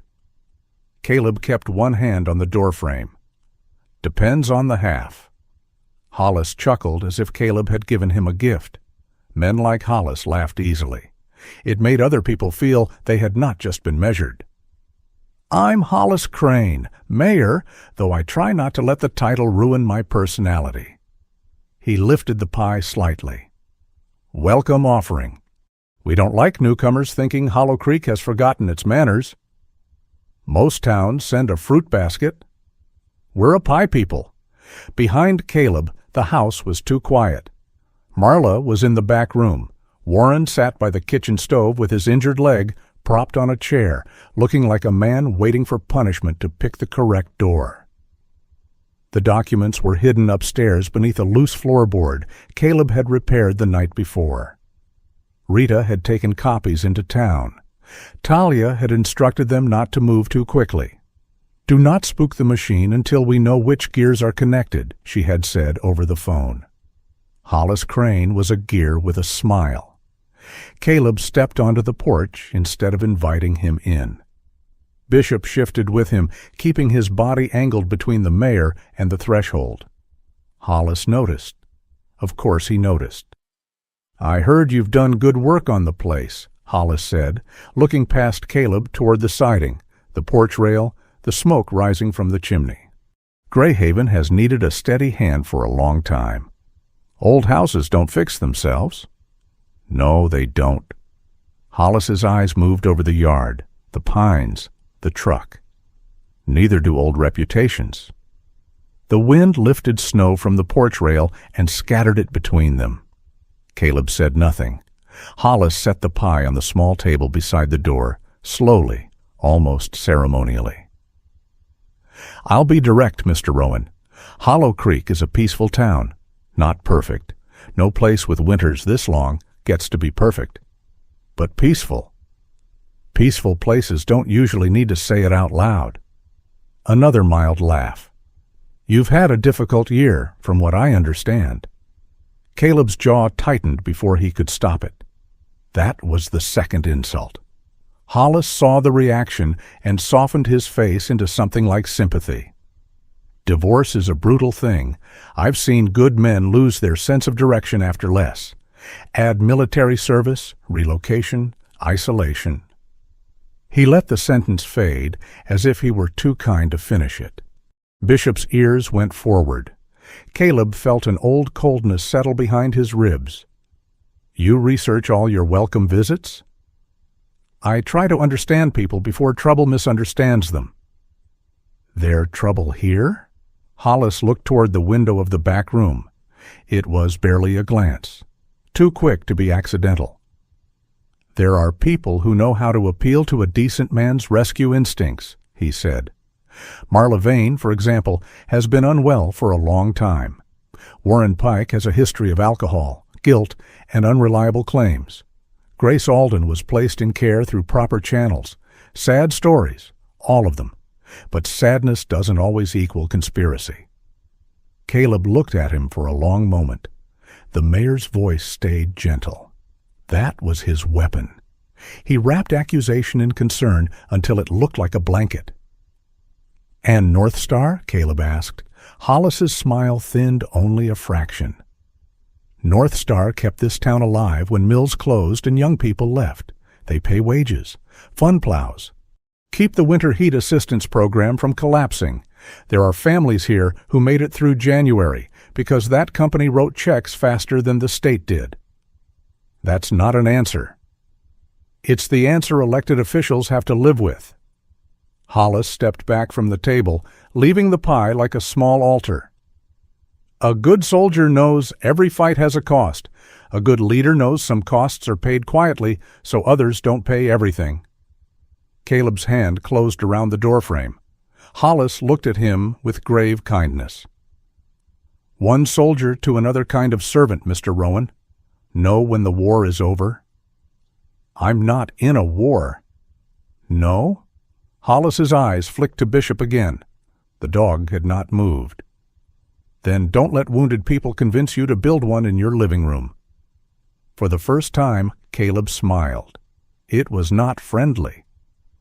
Mayor, if you came to warn me, use fewer baked goods next time. Hollis laughed again, but the warmth had cooled. Enjoy the pie. He walked down the steps carefully, polished shoes finding clean places in dirty snow. At the bottom, he turned once and looked up at Greyhaven House. Not at Caleb, at the house. Then he got into his dark SUV and drove away. Caleb watched until the taillights vanished behind the pines. Only then did Bishop step forward and sniff the pie. He sneezed. Agreed, Caleb said, and left it outside for the crows. By noon the next day, Hollow Creek had begun to change around him. Not loudly. A town did not need torches to warn a man he was unwelcome. It had smaller tools. Frank Teague suddenly did not need help unloading plywood. The widow with the split fence postponed repairs until spring, though the fence leaned like it was considering surrender by sunset. At the gas station, two men stopped talking when Caleb walked in, then resumed with the kind of casualness only amateurs thought convincing. Someone had told the postman Bishop had lunged at him. The postman himself, a narrow man named Ellis, looked horrified when Caleb asked. He did no such thing, Ellis said. Dog sat down and judged my boots. That's all. Town version grew teeth. Town versions usually do. At the diner, Dottie slammed a plate of eggs in front of Caleb hard enough to make the fork jump. You eat, she said. I ordered coffee. I improved the order. Across the room, two women at a booth looked toward him, then away. One whispered, not quietly enough. Greyhaven, woman in the cellar. Poor man isn't right after the divorce. Caleb set his jaw. Dottie heard it too. Her eyes narrowed, but Caleb shook his head once. No? I wasn't going to throw anything. You reached for a biscuit. A biscuit is not a felony. It is if you throw like you cook. For a moment, Dottie's mouth twitched. Then the humor faded. She leaned closer. They're starting early. Who? The people who want everyone unsure what they saw before they see it. She poured coffee, though his mug was full. Hollis has always been good at making fear sound like civic duty. Caleb looked toward the window. Main Street glittered outside, under fresh snow. The bakery lights glowed. A wreath hung on Town Hall. The whole place looked like it belonged on a Christmas card sent by someone with clean hands. "Why didn't you say anything before?" he asked. Dottie stopped pouring. That question did not anger her. It hurt her. She set the pot down carefully. After closing, she followed him to Greyhaven. She arrived with a heavy stew pot, a paper bag of bread, and a manila envelope tucked under one arm. Warren looked up from the stove when she entered, and then immediately looked down, which was possibly the wisest thing he had done in years. Marla sat at the table, her blue notebook open. She stiffened at the sight of the envelope. Dottie noticed. "For once, not bad news," she said. Then she grimaced. "Well, not new bad news." She put the envelope on the table. Inside were medical bills, handwritten notes, old photographs, and a folded obituary for Samuel Mercer, beloved brother, stubborn fisherman, terrible singer, according to the clipping. In the photo, Samuel stood outside the diner in a red wool hat, grinning with one arm around Dottie's shoulders. He had her eyes, but softer. Dottie did not sit right away. "My brother's well ran off the lower creek line," she said. "He complained about the taste after storms. Metallic, he said. Bitter. I told him pipes get old." Her mouth pressed flat. "He got sick 2 years later. Liver, kidneys, things doctors named like naming them, made it less cruel." Marla looked at the papers. Dottie's voice roughened. "I thought about bringing it up, but North Star workers ate at my place. Their families, festival catering, winter contracts. You know what a small-town diner runs on? Not courage. Coffee, debt, and pretending politics don't sit in the booths." No one interrupted. "I knew something was wrong," Dottie said. "Not enough to prove. Enough to shame me." Marla's face had changed, not softened exactly. But her anger had made room for the shape of Dottie's grief. "I'm sorry," Marla said. Dottie barked a laugh that broke at the end. "Don't you dare apologize to me. I was one of the people who let them make you small enough to ignore." That stayed in the kitchen. Bishop rose from under the table, crossed to Dottie, and sat at her feet. Dottie looked down at him. "No, don't you start forgiving me with your heroic eyebrows." Bishop placed his head against her knee. The old woman's face collapsed inward for 1 second. She put her rough hand on his head and looked away. "I hate this dog," she muttered. Caleb glanced at Marla. For the first time since the pump station, Marla was not looking at documents or doors. She was watching Dottie touch Bishop as if the room had become something more dangerous than a war room. It had become a place where guilt could sit down and not immediately be excused. That evening, Dr. Lenora Hayes came to Greyhaven. She knocked softly, as if hoping no one would answer, and she could still claim she had tried. Snow dusted her dark coat. Her silver-brown hair was tucked under a knit hat, and her glasses fogged the moment she stepped inside. Marla was in the living room by the fire. Lenora saw her and stopped. No one moved for several seconds. Then Lenora took off her gloves. "I brought copies," she said. "My personal notes, a timeline of the county calls, the name of the legal contact who asked whether your mental state could affect public confidence." Marla did not stand. "Did you write that I was paranoid?" she asked. Lenora's face tightened. "I wrote words that let them say it." "Why?" Lenora looked down at the folder in her hands. "Because I was afraid they would ruin me too." Marla's voice was flat. "And did they?"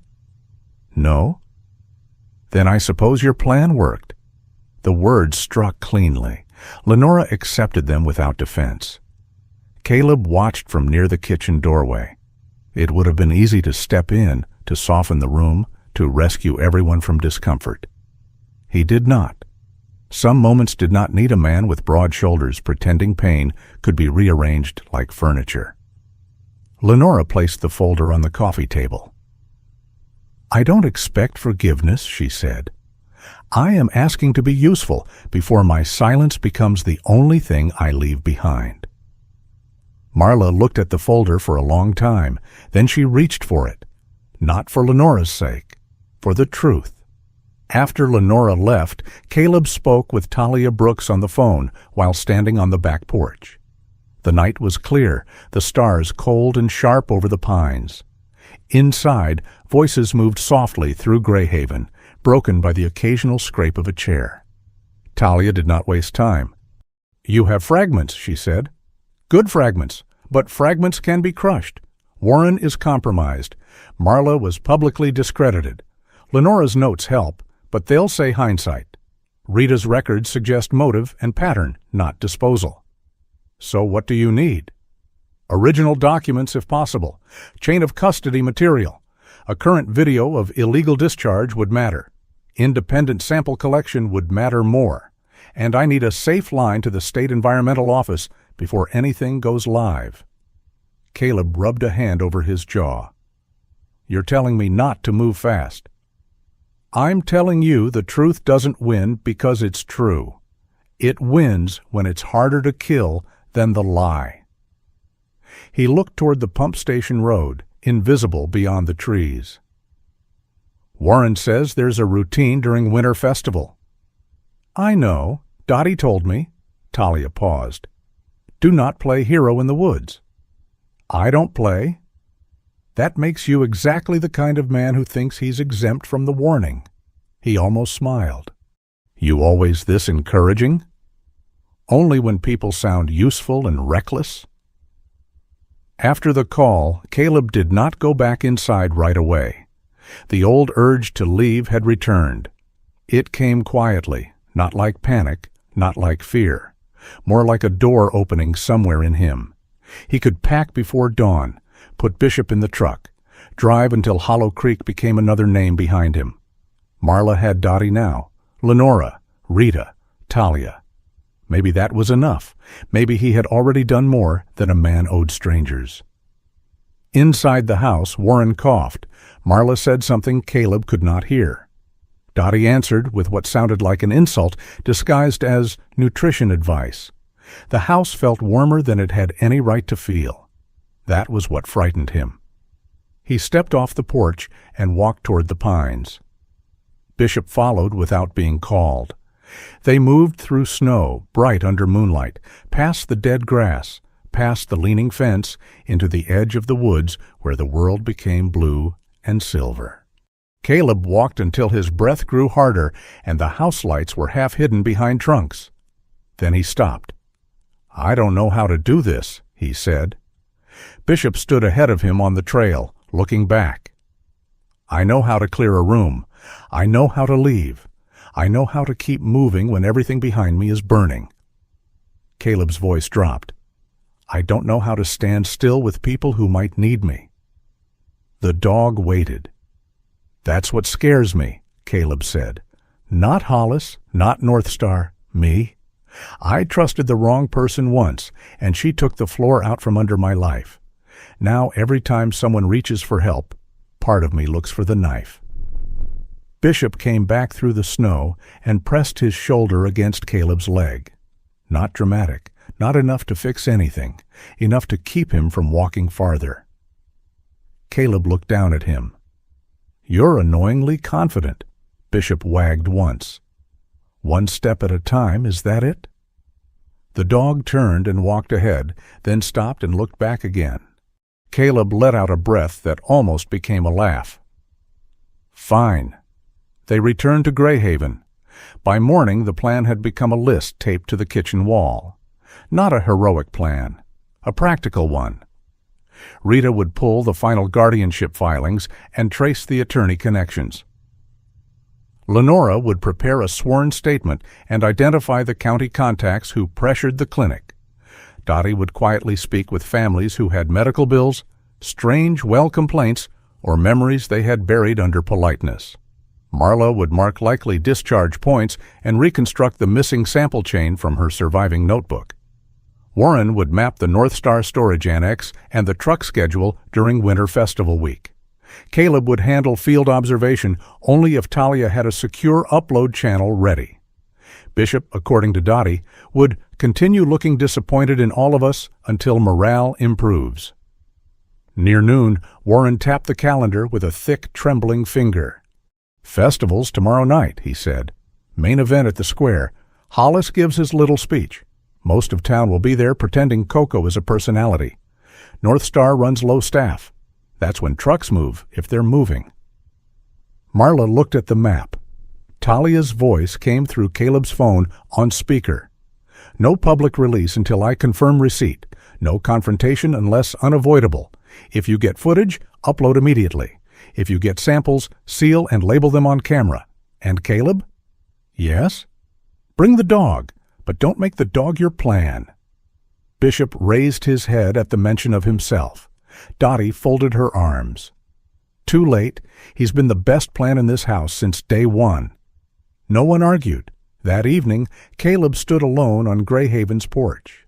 Below the ridge, Hollow Creek glowed in preparation for the winter festival. Strings of lights shone across Main Street. The town square glittered faintly through the trees. Smoke rose from chimneys. The lake beyond reflected the last bruised colors of sunset. Once, Greyhaven had looked like the end of the road, a cheap place, a cursed place, a place where a tired man could disappear without anyone asking too many questions. Now its windows burned gold behind him. Inside were people with folders, scars, soup, lies half confessed, and truths not yet strong enough to stand in daylight. The house no longer felt like a grave. It felt like a fort built by the wounded before the storm. Bishop came to the porch and sat beside him. Caleb looked down at the old dog, then back at the bright town below. "Tomorrow," he said softly. The snow kept falling, gentle and clean, over the roof of the haunted house that had started gathering the living. Hollow Creek looked most beautiful on the night it began to tell the truth. Snow fell lightly over the town square, not in a storm, but in a soft, theatrical drift, the kind that made children in postcards look upward with wonder and adults forget how cold their hands were. Strings of golden lights hung between lampposts and bare maple branches. The ice sculptures outside Town Hall caught the glow and threw it back in broken pieces. A carved pine tree, a fox, a little frozen bridge over a frozen creek. The whole place smelled of cocoa, fried dough, pine smoke, and cinnamon. It was almost enough to make Caleb Rowan understand why people had chosen silence. Almost. He stood at the edge of the square with Bishop at his left knee, the German shepherd's black and gold coat dusted white along the shoulders. Caleb wore his dark slate parka over the olive combat shirt, boots planted in the snow, eyes moving from the stage to the side streets to the alley beside Town Hall. He was not looking for ghosts. He was looking for patterns. On the temporary stage, Mayor Hollis Crane stood beneath a banner that read, "Hollow Creek Winter Light Festival." His silver snowflake pin gleamed on his navy coat. He held a microphone in one gloved hand and smiled at the crowd like a man born under flattering light. "Every winter," Hollis said, his voice warm and practiced, "this town proves what it has always known, that we survive together. Through storms, frozen roads, hard years, and hard choices, Hollow Creek remains strong because we trust each other." People applauded. Some meant it. That made it worse. Caleb looked across the square. Dottie Mercer stood behind the chili booth in a red scarf and brown apron, ruling 3 steaming pots like a queen of battlefield soup. A town council clerk in a puffy blue coat hovered near her, trapped by Dottie's passionate lecture on whether beans belonged in chili. "They do not," Dottie declared loud enough to start a civic crisis. "And if you disagree, you may explain yourself to God and my ladle." The clerk, who clearly wanted to be anywhere else, remained exactly where Dottie needed him. Near the pharmacy, Rita Sloane slipped through the side entrance of the temporary records office, her camel coat blending with the festival crowd. She carried no folder tonight. too obvious. The flash drive Talia had sent was hidden inside a lipstick tube in her purse. Dr. Lenora Hayes stood near the clinic booth, hands folded around a paper cup of tea. She looked pale but steady. Her signed statement had already been scanned and sent to Talia. Caleb saw her check her phone, then look toward the road leading out of town. Marla was not in the square. Not yet. She and Warren Pike had gone to the North Star Storage Annex 2 miles beyond the festival lights. Warren knew which door stuck, which camera had been dead for months, which old cabinet still held paper because men like Evan Crowley trusted digital systems less than they pretended. Talia's last instruction had been simple. No grandstanding. No public accusations until evidence is secure. Then she had added, "And if anything feels wrong, leave. Documents matter, but living witnesses matter more." Caleb had not answered quickly enough. Talia had noticed. "Rowan," she had said. That was not a decorative sentence. Now, as Hollis spoke about trust, Caleb's phone vibrated once. A message from Talia. Rita file received. Lenora statement received. Waiting on field video and annex records. Caleb typed back with one thumb. Moving. He looked down at Bishop. Time.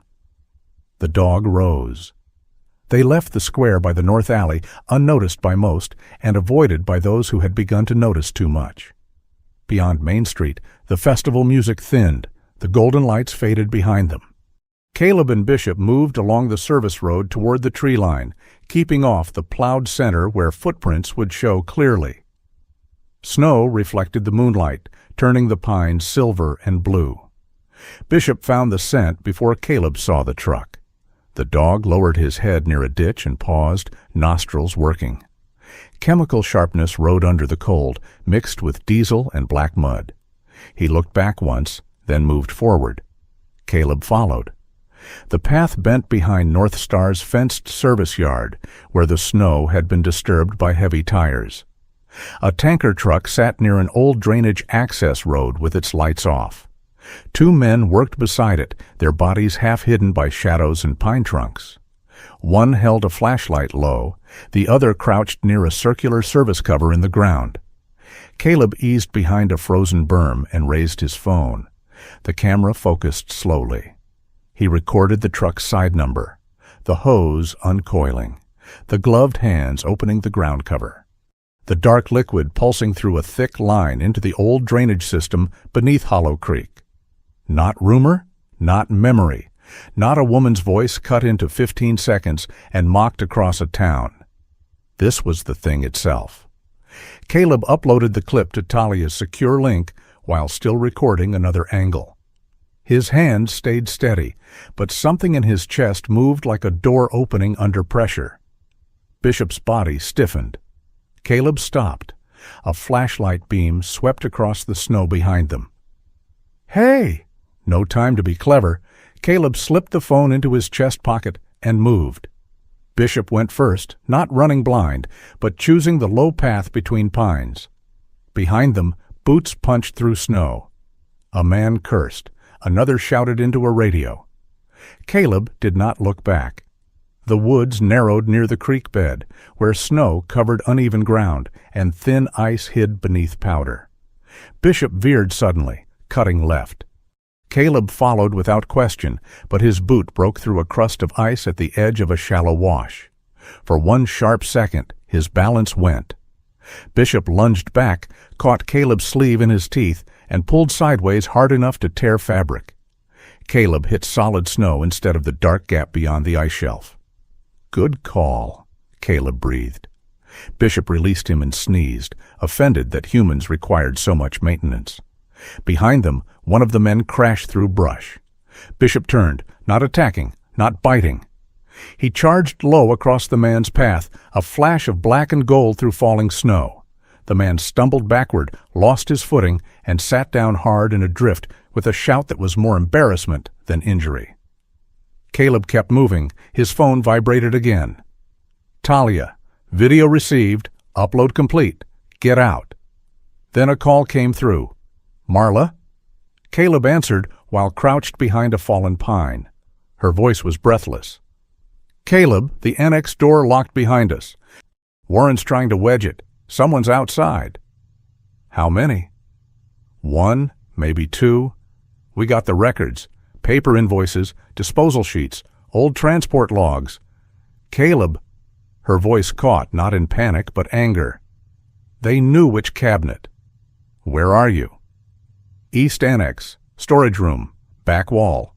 Warren says there's an old loading hatch, but it's rusted shut." Caleb looked toward the service yard lights through the trees. The smart choice was to leave. He had the video.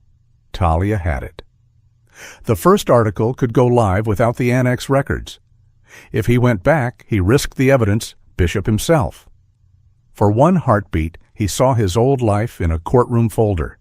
Paper saved, person abandoned. Strategy clean, heart ruined. He closed his eyes once. No, not again. "I'm coming," he said. Talia would have cursed him beautifully if she had been on the line. Bishop was already facing the annex. "Of course you are," Caleb muttered, "or furry prophet of bad decisions." They moved through the trees toward the low storage building beyond the North Star yard. The annex was a squat metal structure, half buried in snow, with one loading door facing the road and a smaller service hatch near the back. Warren was at that hatch when Caleb arrived, shoulder braced against rusted metal from the inside. His injured leg had to be screaming, but he held the gap open 3 inches with a length of pipe. "About time," Warren grunted through the crack. "You complain a lot for a rescue." "Guilt gave me standards." Caleb wedged the pry bar into the seam and pulled. Bishop pushed beside him, not understanding leverage, but contributing moral force. The hatch screamed open 6 inches, then a foot.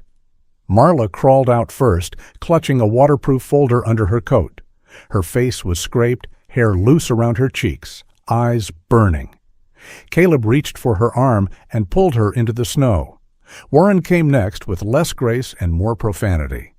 Behind them, the inner door rattled. "Go," Caleb said. A man appeared at the corner of the annex, flashlight raised. Bishop stepped into the open and stood still. That was all. The man stopped. There were smarter things than challenging a German shepherd in moonlight, especially one who looked like he had reviewed your soul and found paperwork missing. Caleb, Marla, and Warren slipped into the pines. They reached the edge of town as the first phones began to glow. At the festival, Hollis Crane was still speaking. "And we must be careful," he said from the stage, "not to let outsiders, rumors, or fear divide the community we have worked so hard to protect." A murmur moved through the crowd. One phone lit up near the cocoa booth, then another, then 5 more. Screens reflected in faces. Talia Brooks had published the first report. Not a wild accusation, not a dramatic headline with teeth too sharp to be believed. A careful article from a Portland independent paper, built like a bridge no one could kick down easily. Scanned medical notes, property records, photographs of the North Star button, Warren's preliminary statement, Rita's documents, Lenora's signed timeline, Caleb's video of the tanker discharge, and a note that state environmental officials had received the material. The festival music faltered. Dottie abandoned the chili booth and walked into the square, carrying Samuel Mercer's medical bills in both hands. Rita emerged from near Town Hall, face pale but lifted. Lenora stepped forward slowly, as if each footfall cost her years of hiding. Then Marla entered the square. She did not stride like a hero. She walked like someone crossing ice she had fallen through before. Caleb came beside her. Bishop stayed on her other side. Warren limped behind them, clutching the folder from the annex against his chest. Hollis saw them. For the first time since Caleb had met him, the mayor's smile arrived late. "Ladies and gentlemen," Hollis said into the microphone, voice still smooth but thinner now, Please remember that online material can be misleading. We are dealing with claims from individuals who have suffered deeply, and while we sympathize, Marla stopped below the stage. She did not shout. That was what made people listen. "My name is Marla Vane," she said. Her voice was not amplified, but the crowd had gone quiet enough to carry it. 7 years ago, I tested water samples from the Lower Creek line, the pump station runoff, and 6 residential wells after a February storm. The results were changed before they reached the state office. Hollis stepped toward the stairs. "Marla, this is not the place." "It was never the place," she said. "That was how you kept winning." The words landed harder than anger. Warren stepped beside her, face gray under the lights. "I signed false transport sheets for North Star," he said. "I knew waste was being moved through the old drainage line. I kept copies. I kept them too late." Dottie lifted Samuel's folder. "My brother complained about the water for 2 years before he died. I told him pipes get old because that was easier than admitting I was scared." From the crowd, a woman began to cry. A man near the cider stand said, "My well, too." Someone else whispered, "The rash after the big storm." Another voice, "They told us it was minerals." Not everyone spoke. Some stared at their phones. Some looked at Hollis as if waiting for him to repair the old story. Some looked angry, not at North Star yet, not at Hollis, but at the sudden burden of knowing. Truth was not a sunrise. It was a weight placed into people's hands.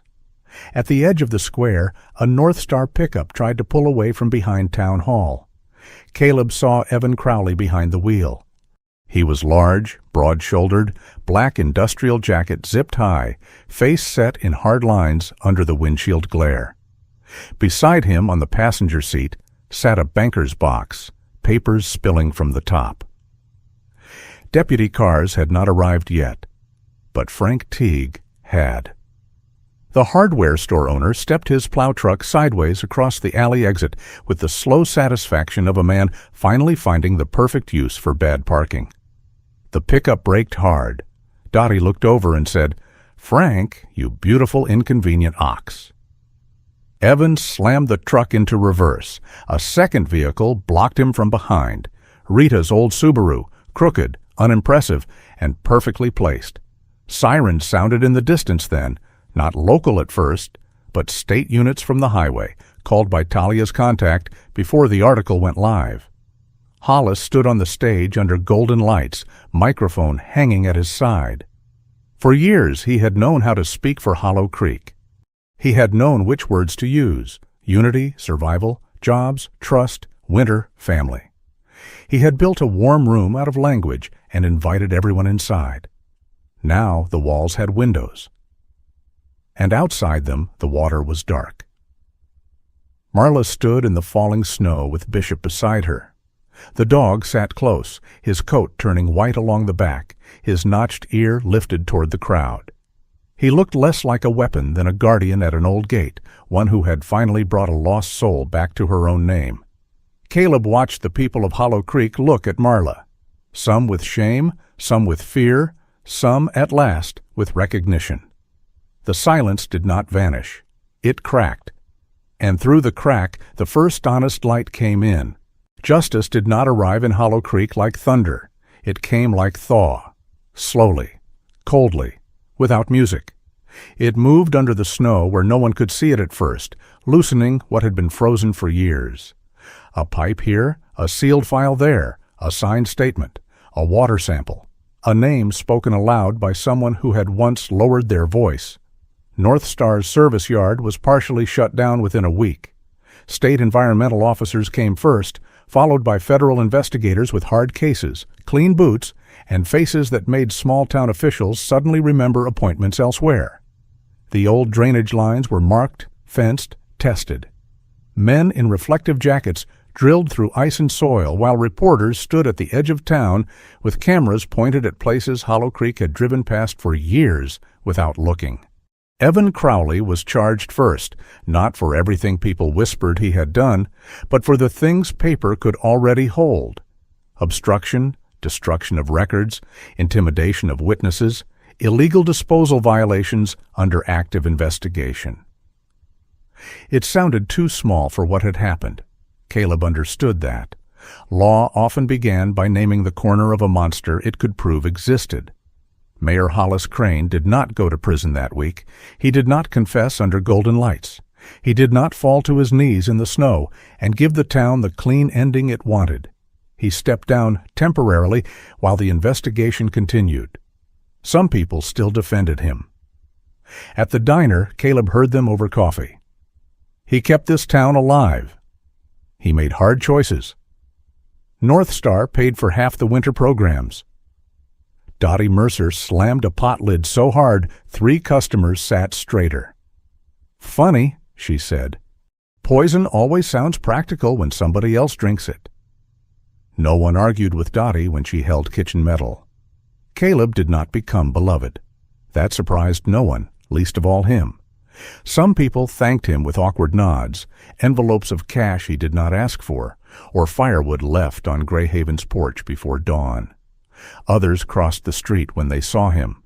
A few looked at him with a resentment too tired to hide, not because they thought he had lied, but because he had made denial expensive. Hollow Creek had been beautiful when it did not have to be honest. Now beauty had questions under it. Greyhaven House changed too, though not all at once. Dottie came so often with soup, stew, biscuits, and opinions that Caleb accused her of occupying the kitchen under culinary martial law. "I liberated it," she said, stirring a pot large enough to drown a lesser man. "Your canned chili was a crime scene." Rita Sloane spent evenings at the dining table, sorting property records and guardianship papers. She had stopped dressing like she expected a client to appear at any moment. Her camel coats remained, but the careful polish had loosened around her. Sometimes she sat with her hair pulled back, sleeves rolled, reading old signatures with the grim focus of someone excavating her own excuses. Dr. Lenora Hayes worked with independent health specialists to build a list of households needing water testing and medical review. She came to Greyhaven quietly, always knocking twice and waiting, as if every entrance now required humility. Talia Brooks kept writing from Portland. She did not turn Caleb into a hero or Marla into a saint. Caleb respected her for that. Her articles were precise, unsentimental, and impossible for Hollow Creek to dismiss as gossip. She wrote about records, systems, delayed complaints, altered reports, and how a town could be both victim and accomplice. Marla read every piece, sometimes twice. She did not smile when her name appeared correctly, but she stopped looking away. In late March, they found Grace Alden. Rita located the care facility in New Hampshire through an old billing trail. It sat on a hill overlooking a valley of bare trees, the building clean and quiet in the way places became when designed to calm families rather than residents. Caleb drove Marla and Rita there in the pickup. Bishop rode in the back seat, solemn as a judge traveling to hear ancient testimony. Grace Alden was smaller than Caleb expected. She sat by a window with a pale lavender cardigan around her shoulders and a thin chain at her neck. Her hair was white and pinned low, her hands folded in her lap, fingers bent by age, but not useless. When she looked up, her eyes were cloudy at the edges, yet something bright remained behind them. Rita knelt beside her chair. "Mrs. Alden," she said softly, "my name is Rita Sloane." Grace studied her. "You had the brown folder." Rita's face trembled. "Yes?" "You were frightened," Grace said, not accusing, merely remembering. Rita lowered her eyes. "I was." Marla took out a photograph of Greyhaven House, an older one found among county attachments, showing the porch freshly painted, smoke rising from the chimney, a line of footprints across deep snow. Grace reached for it. Her hand shook until it touched the image. Then her fingers steadied. "People came when the road closed," she whispered. "Truckers, linemen, Once a nurse who walked 2 miles in a storm because her car died by the creek. Her thumb rested on the porch in the photograph. We kept water hot, blankets in the cellar, a lantern in the kitchen window. Marla's eyes filled, but she did not interrupt. They called it Gray Haven because the old pines made the snow look gray at dusk, Grace said. Not because it was sad. People forget names and then blame the house. Caleb looked away toward the window. For months, Gray Haven had been called cursed, haunted, dangerous. Yet in Grace's memory, it had been a lighthouse made of wood, soup, and stubbornness. Grace looked at Marla then. "You are the water girl," she said. Marla swallowed. "I tried to warn them." "I know." Grace touched the key hanging from her neck. "The house heard you." No one spoke for a while after that. Grace did not cry loudly. She only held the photograph and let tears slide down her face as if they had waited politely for years and finally been given permission. On the ride home, Marla sat in the passenger seat with both hands folded around the copy of Grace's statement. Bishop rested his muzzle between the front seats, close to her elbow. "She remembered?" Marla said. Caleb kept his eyes on the road. "Yes?" "They told everyone she couldn't." "Yes?" Marla looked out at the melting snow along the roadside. "I hate that being believed feels like coming back from the dead." Caleb understood more than he wanted to. Spring came badly to Hollow Creek. It did not burst into flowers. It seeped in mud. Snowbanks shrank into gray ridges. The frozen creek split open with dark seams. Roofs dripped. Yards revealed every lost glove, broken branch, and ugly thing winter had hidden out of courtesy. Marla began working with the independent testing team from Gray Haven's dining room. Maps covered one wall. Sample kits filled shelves Caleb built from scrap lumber. Wells were marked with colored pins.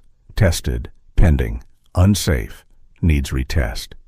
Her blue waterproof notebook sat at the center of it all, no longer a relic of exile, but a working tool again. She still had bad nights. Some evenings, if a truck slowed outside, she went very still. She did not like closed doors. Caleb noticed that when she used the downstairs room, she left the door open 2 inches, even when she slept. Bishop noticed too. He began lying outside her door, not blocking it, not guarding like a prison, just present. A quiet promise with pause. One night, Marla stood in the hall, looking down at him. "You don't have to sit there," she told the dog. Bishop thumped his tail once. "He knows," Caleb said from the kitchen. Marla looked over. "Knows what?" "That people say that when they need him to stay." She did not answer, but the next night she placed an old folded blanket near the door before going to bed. For Bishop, she claimed. No one argued. Caleb had his own ghosts to sort through. The letter from his ex-wife arrived in April, forwarded twice before finding Gray Haven. The envelope looked too clean in his hand. Her handwriting still had the same elegant loops. Once he had loved that handwriting. It had appeared on grocery lists, birthday cards, sticky notes left on coffee mugs. Now it looked like a costume a knife had learned to wear. He opened it by the stove while rain ticked against the windows. She wrote that she had followed the news. She wrote that she was sorry for how things ended.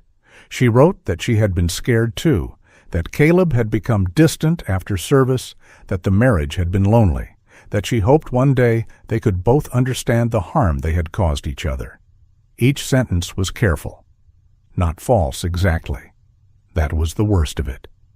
There was enough truth in some of the words to make the lie stand straighter. Caleb read the letter once, then again. Bishop sat beside him, watching with the grave concern of an old priest who had taken a vow of fur. Caleb folded the paper. There was a time when that letter would have torn him open, not because it begged forgiveness, but because it tried to share the blade. It invited him to carry half the guilt for a trap someone else had built. He opened the stove door. The fire was low but alive. He placed the letter inside. For a moment the paper resisted. Then one edge browned, curled, and caught. Her handwriting blackened into unreadable lines. Caleb did not feel healed. Healing was too clean a word. He felt lighter by the weight of one envelope. Bishop looked from the stove to Caleb, then gave a slow blink that somehow managed to say, "Finally?" "Don't look so proud," Caleb muttered. Bishop wagged once. By early May, Grey Haven's cellar had been cleared. The old hatch beneath the kitchen no longer hid a terrified woman under a rug. Caleb repaired the hinges, sanded the frame, and installed a proper latch. Dottie scrubbed the shelves with such violence that dust from the previous century fled in disgrace. Rita labeled storage bins. Lenora stocked first aid kits. Marla taped a waterproof map of tested wells to the stone wall. The cellar became an emergency storehouse. Bottled water, blankets, batteries, flashlights, portable chargers, medical kits, sample containers, a laminated list of safe wells and boiling instructions, extra dog food because Dottie insisted Bishop was staff and staff deserved supplies. Caleb built a sign for the porch from a board salvaged from the old fence. He painted the letters himself. Warm water, dry floor, no questions first. Dottie read it and sniffed. Sentimental. You hate it? I didn't say that. You're crying. I have onion exposure. There are no onions. There are spiritual onions. The first late spring snowstorm came when everyone had started trusting mud. It began as rain, then turned to sleet, then became heavy wet snow that dragged branches low and made the roads shine black beneath the slush. By evening, power flickered in half the valley. The town's emergency alerts warned against travel on Northridge Road. Grey Haven's windows glowed. Inside, the fire burned steady. Marla sorted sample forms at the dining table. Rita argued with Talia on speakerphone about whether a scanned document was legible enough. Dottie stirred soup in the kitchen and accused everyone of trying to starve professionally. Lenora labeled medical supplies with a precision that suggested guilt could be converted into office organization if given enough stickers. Bishop lay near the hearth, eyes half closed, accepting the worship of warmth. Then came a knock at the door, not from beneath the floor, from outside. Caleb looked up. For one strange second, the room held still, as if the house itself remembered another knock, another night, another hand reaching through fear. He opened the door. A man stood on the porch, maybe in his late 40s, soaked through, shivering hard. His jacket was too thin for the weather, his dark hair plastered to his forehead, lips pale from cold. Down the road, hazard lights blinked faintly through the snow. "My car died," the man said. His voice shook with embarrassment as much as cold. "I saw the sign. I don't have money for a tow tonight. I can keep walking if this is private." Caleb looked at him. For a moment, he saw himself months earlier. Not the same face, not the same story, but the same edge. A man standing before a house he did not know how to ask for help from. A man expecting the world to charge admission for mercy. Bishop stepped onto the porch. The stranger froze. The German shepherd sniffed his boot, his hand, the wet cuff of his jacket. Then Bishop stepped aside. Permission granted. Caleb opened the door wider. "Come in first," he said. "We'll figure out the rest after." The man's face changed. Not joy, not relief exactly. Something smaller and more sacred. The moment a person realizes the door is truly open. Behind Caleb, Dottie shouted, "If he drips on my clean floor, he gets soup anyway, but I'll complain loudly." Marla rose to add wood to the fire. Rita cleared a chair. Lenora reached for a dry blanket. Bishop escorted the stranger inside with solemn dignity, as if this had always been his real work, not chasing men through snow, not finding hidden rooms, but deciding who needed to be brought in from the cold. Caleb closed the door against the storm. Outside, snow thickened over the porch, the pines, the road, the town that was still learning how to tell the truth. Inside, Greyhaven breathed. It was still old, still crooked in places. The upstairs window rattled when the wind came hard from the east. One kitchen cabinet refused to close unless kicked in exactly the right mood. The floorboards complained under every boot, as though the house intended to remain opinionated until the end of days. But it was no longer a place for hiding. Caleb had not bought Greyhaven to save anyone. He had bought it because he had only enough money left for a house nobody wanted, in a town that preferred its monsters imaginary.